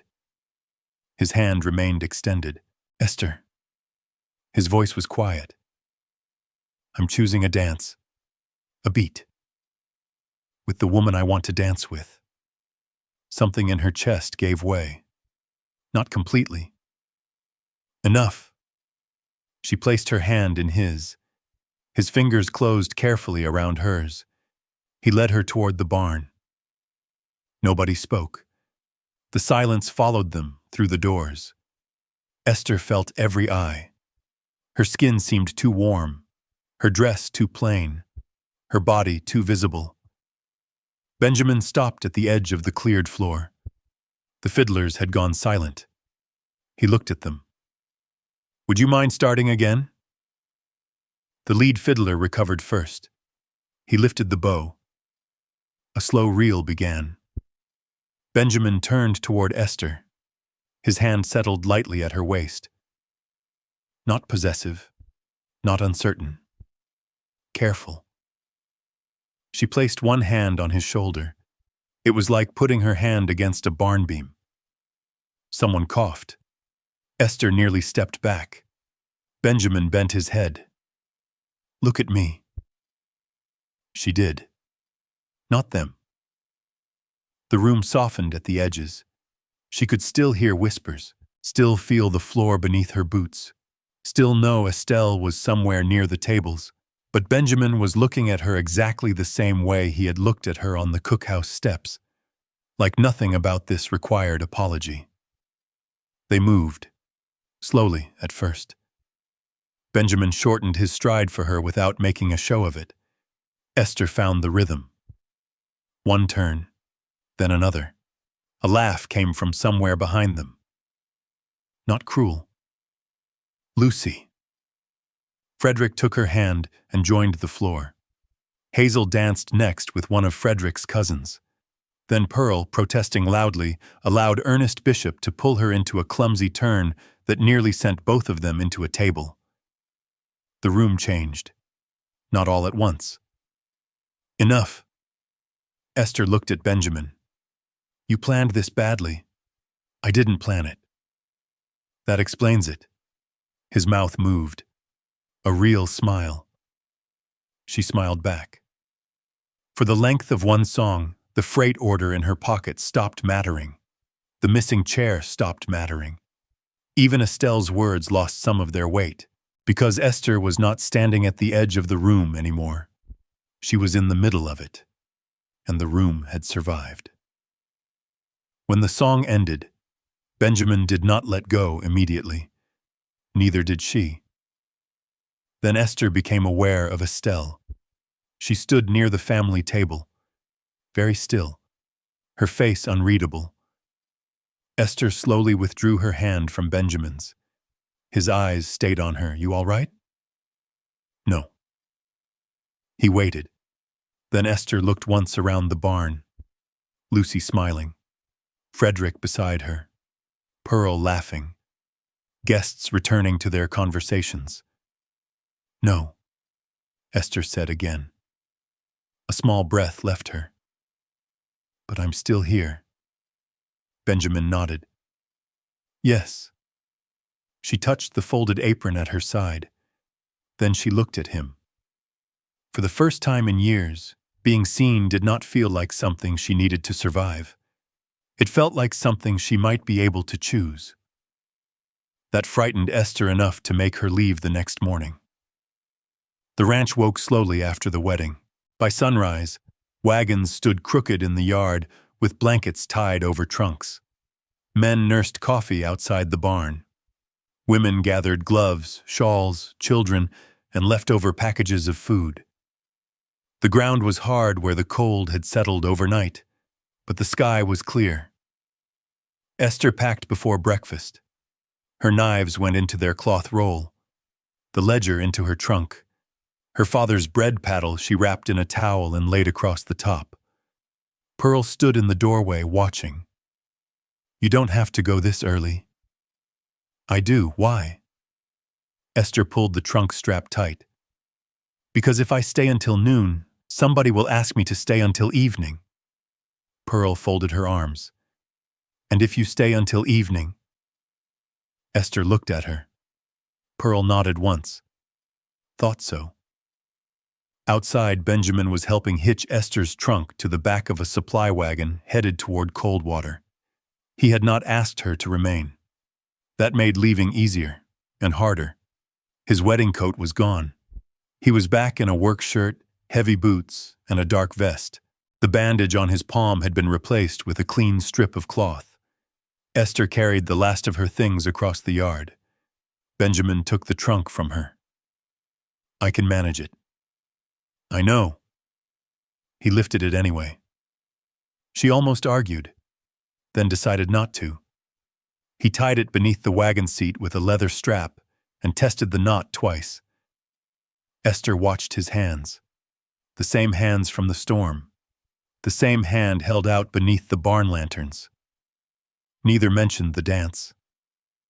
Finally, Benjamin said, "Road should be clear past Miller Creek. Driver says there's mud after that. I've traveled mud before." I know. A pause. You seem to know a great many things about me now. His eyes met hers. Still learning. That was dangerous. Esther looked toward the mountains. Lucy and Frederick were leaving later that day for his place near Coldwater. Estelle had kept mostly to herself since the dance. She had said nothing about the freight order. Esther had decided she would not give her the opportunity. Benjamin. Yes? About last night. He waited. It mattered. His face did not change much. It never did. But his shoulders settled slightly. I'm glad. That doesn't mean I know. She frowned. You don't know what I'm going to say. You're leaving. Yes. You want your bakehouse. Yes. You don't want to wake up tomorrow and realize one dance made decisions for you. Esther stared at him. Have you been listening to me when I talk? Most times. She looked down to hide the beginning of a smile. Then she said, If this is real, it will still be real later. Benjamin nodded. Fair. And I'm not staying here because you asked me to dance. I haven't asked you to stay. No. Something in that hurt. He seemed to see it. Not because I don't want to. Esther looked up. Benjamin stepped closer. Not too close. Never that. Because you came here for $35 and a door with your own name above it. His voice was low. If I ask you to stay before you get that door, you'll always wonder if I kept you from it. Esther could not answer immediately. Wind moved dust along the road. A horse stamped near the hitching rail. Benjamin looked toward the wagon. So go. She let out a breath. That's a strange thing for a man to say if he wants to see a woman again. Then I'll say the rest. He looked at her directly. Will I see you again? Esther tightened one glove. If you come to Coldwater after my name is hanging above my own door. Benjamin's eyes stayed on hers. All right. You agree too easily. I'm good at waiting. Esther thought about those evenings on the cookhouse step. No, you're not. That brought the smallest smile. The wagon driver called that he was ready. Esther climbed up.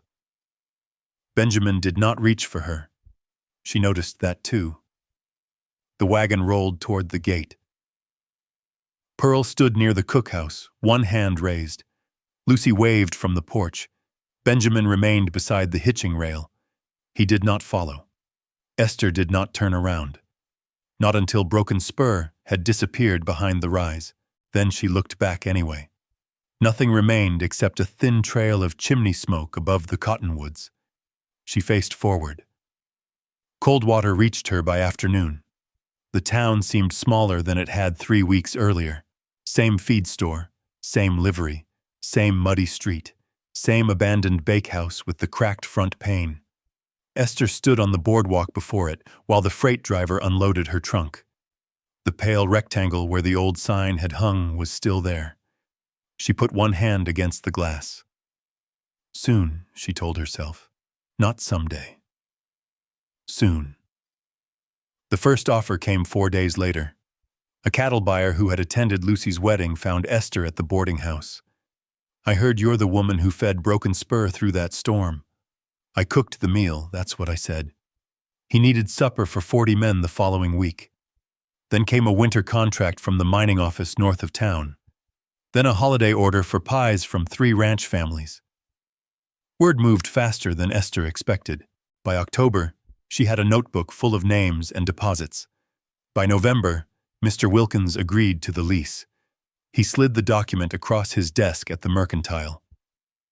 $25 down. Esther counted the money carefully. 5, 10, 15, 20, 25. Mr. Wilkins stamped the receipt and handed her the key. It was heavier than she expected, not in weight, in meaning. She stood outside the bakehouse afterward with the key in one hand. For a long moment, she did nothing. Then she unlocked the door. Dust moved in the pale afternoon light. The oven needed cleaning. One shelf leaned. The back window stuck.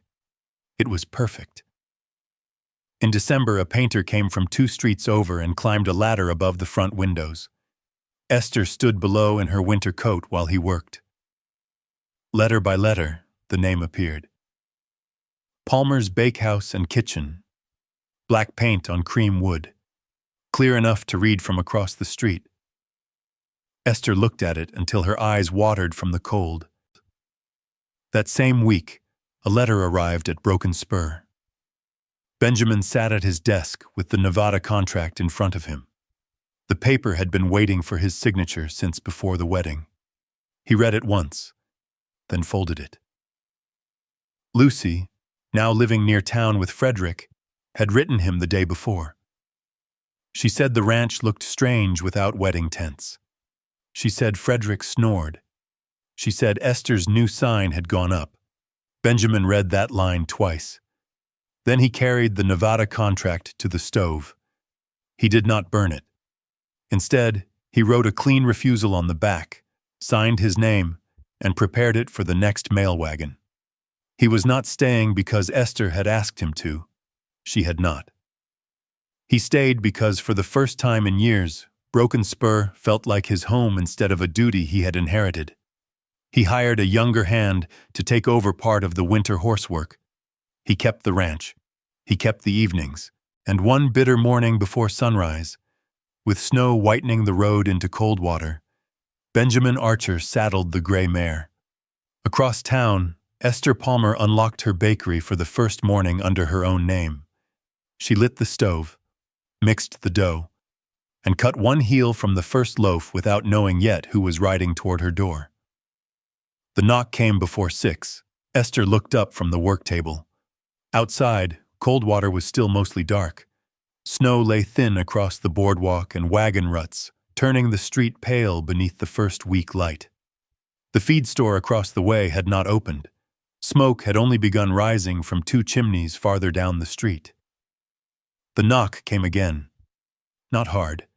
3 measured taps. Esther wiped her hands on her apron and crossed the bakery. When she opened the door, Benjamin Archer filled most of it. He had snow on both shoulders. His hat brim was white along one edge, and the gray mare stood tied to the hitching rail behind him, with steam rising from her back. Benjamin looked up first. Not at Esther. At the sign. Palmer's Bakehouse and Kitchen. His eyes stayed there for a moment. Then he lowered his head enough to step beneath the frame. You told me when the name was up I could come. Esther leaned one shoulder against the door. I wondered if you remembered. I remember most things. That isn't what Lucy says. Lucy lies. Esther smiled before she could stop herself.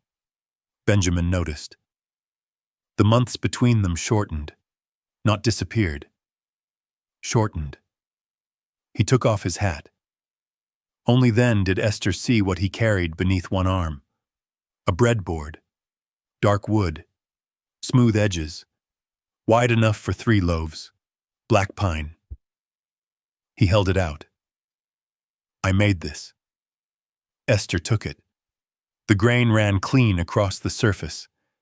The corners had been sanded round. On the underside, burned carefully into the wood, were 2 letters. HB. Esther stared at them, then looked at him. You got my initials wrong. Benjamin's face went completely still. She let him suffer for 1 second. Then she smiled. I know what you meant. He exhaled. Nearly rode 13 miles through snow to learn I can't spell.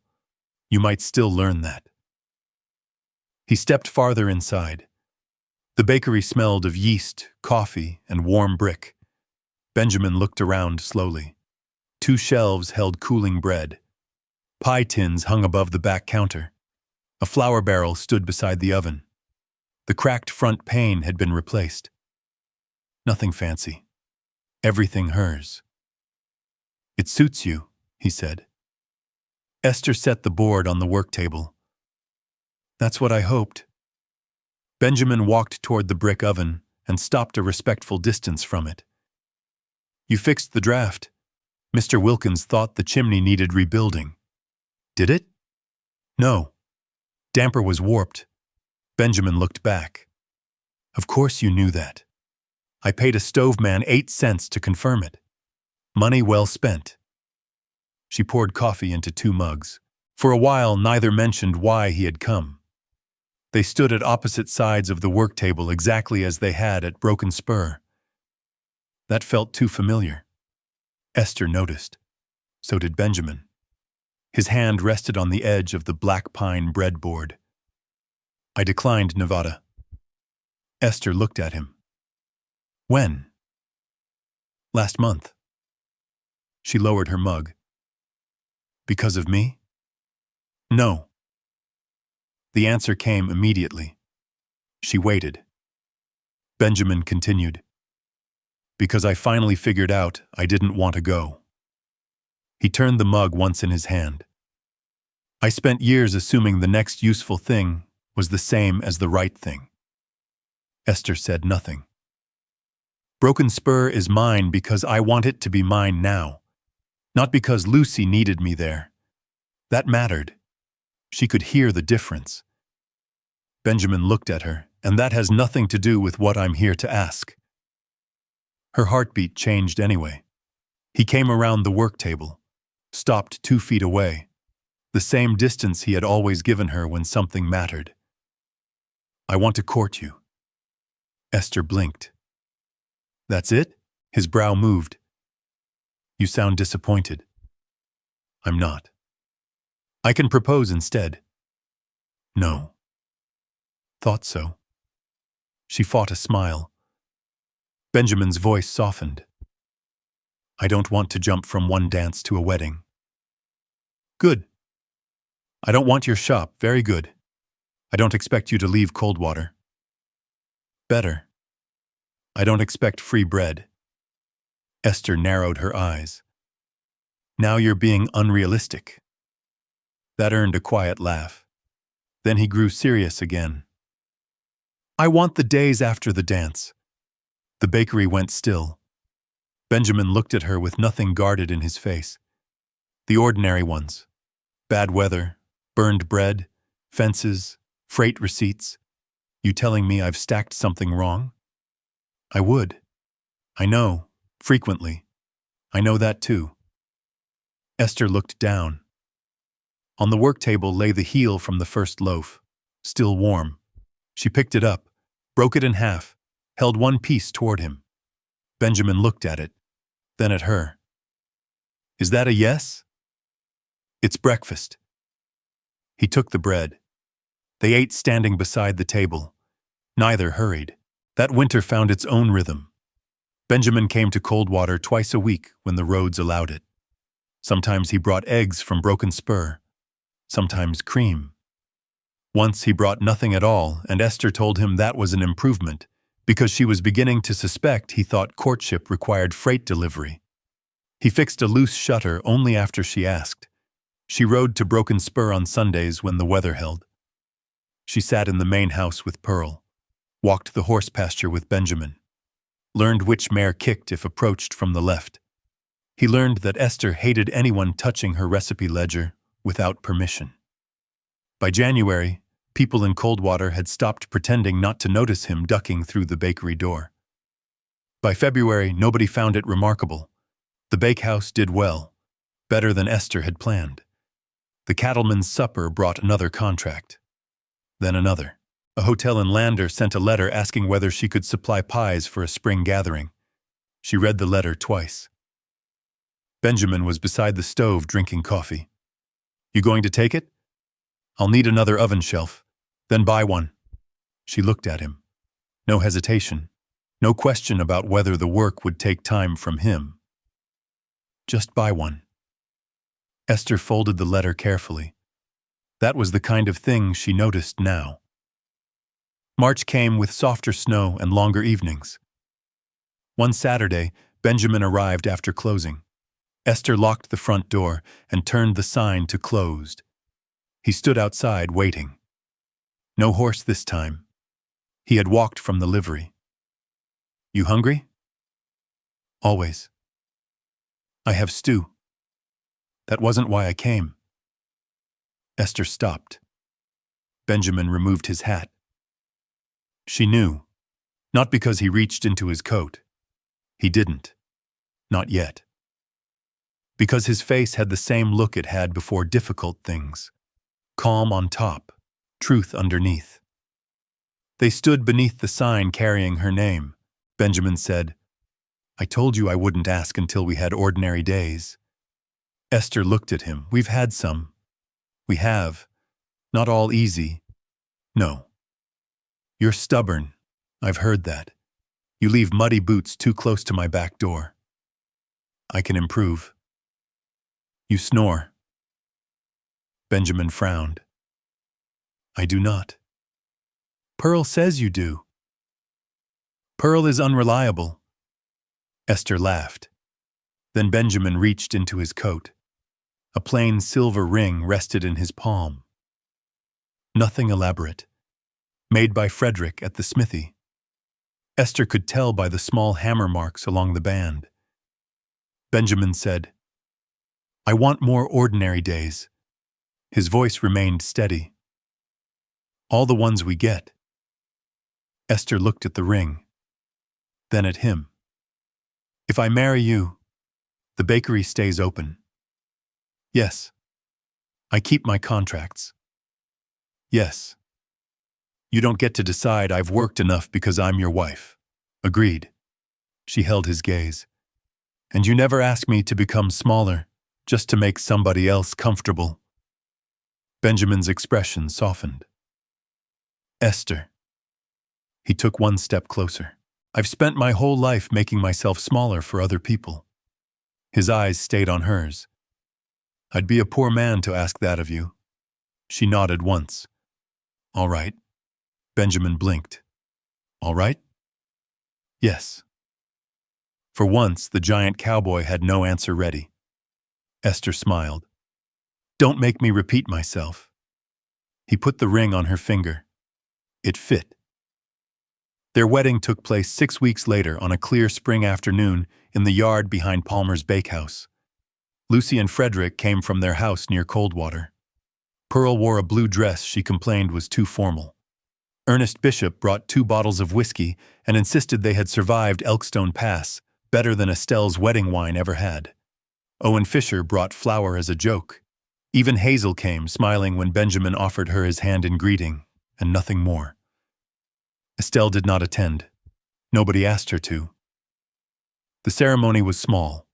No imported linens, no hotel cook, no social arrangements, just plank tables, spring flowers in jars, Esther's bread, Frederick's roast beef, and enough pie to send half of Coldwater home carrying slices wrapped in paper. Esther wore dark blue. Benjamin wore the same clean coat he had worn on Lucy's wedding night. When the minister finished, Benjamin took both of Esther's hands. He did not bend to whisper anything grand. He simply said, "Mrs. Archer." Esther raised one eyebrow. "At the ranch." He smiled. "Miss Palmer at the bakery?" "Palmer on the sign." "Understood." Later, when the fiddlers began, Esther noticed a new bench beside the rough plank dance floor. It was wide, very wide, and reinforced underneath with enough timber to hold 4 people. She looked at Benjamin. He was pretending not to notice. "You built that." "Maybe. For me? For anyone who needs it." She folded her arms. "Benjamin." He gave up. "Figured a good place ought to have room for the people you want to stay." Esther looked at the bench, then at the man beside her. Months earlier, she had stood behind a smokehouse folding her apron while people laughed inside a barn. She had thought belonging meant being invited into somebody else's room. She knew better now. Sometimes belonging meant building one large enough for yourself. Benjamin held out his hand. "Mrs. Archer, would you dance with me?" Esther put her hand in his. "Only if you're asking because you want to." His fingers closed gently around hers. "I haven't asked any other way." They stepped onto the plank floor. The mountains stood blue beyond Coldwater. Warm bread cooled inside the bakery under Esther's name. Broken Spur waited 13 miles west. Neither had vanished into the other's life. They had simply made room. And when Benjamin lowered his head and Esther looked up at him beneath the spring light, there was no barn door between her and the world anymore. No missing chair. No place she had been told to stay. Only the life she had built with her own hands, and the man who had chosen to stand beside her without ever asking her to take up less space. Imagine being Esther for a moment. Imagine spending years learning to stay near the kitchen door, making yourself useful because usefulness felt safer than hoping to be wanted. Imagine hearing laughter from a room you helped fill, then discovering that the hardest door to walk through was not the barn door at all. It was the one inside you that still believed you had to earn the right to belong. Esther found something more lasting than a wedding dance. She found her own name above a door. She found work nobody could quietly claim as theirs. And only after she had chosen the life she wanted did she allow Benjamin to share it. Maybe that is why their love mattered. He did not rescue her from being Esther Palmer. He loved the woman she already was, and she did not ask him to abandon Broken Spur to prove himself. They came together with 2 lives already standing, then made room between them for something new. Sometimes love is not about becoming smaller so another person can hold you. Sometimes it is finding someone whose presence gives you more room to remain yourself. If Esther's journey stayed with you, tell me in the comments what you would have done when Benjamin held out his hand in that barn. And if you'd like to spend another evening with stories of courage, healing, mystery, and unexpected love, subscribe and stay with us. There are many more roads across the Old West still waiting to be traveled.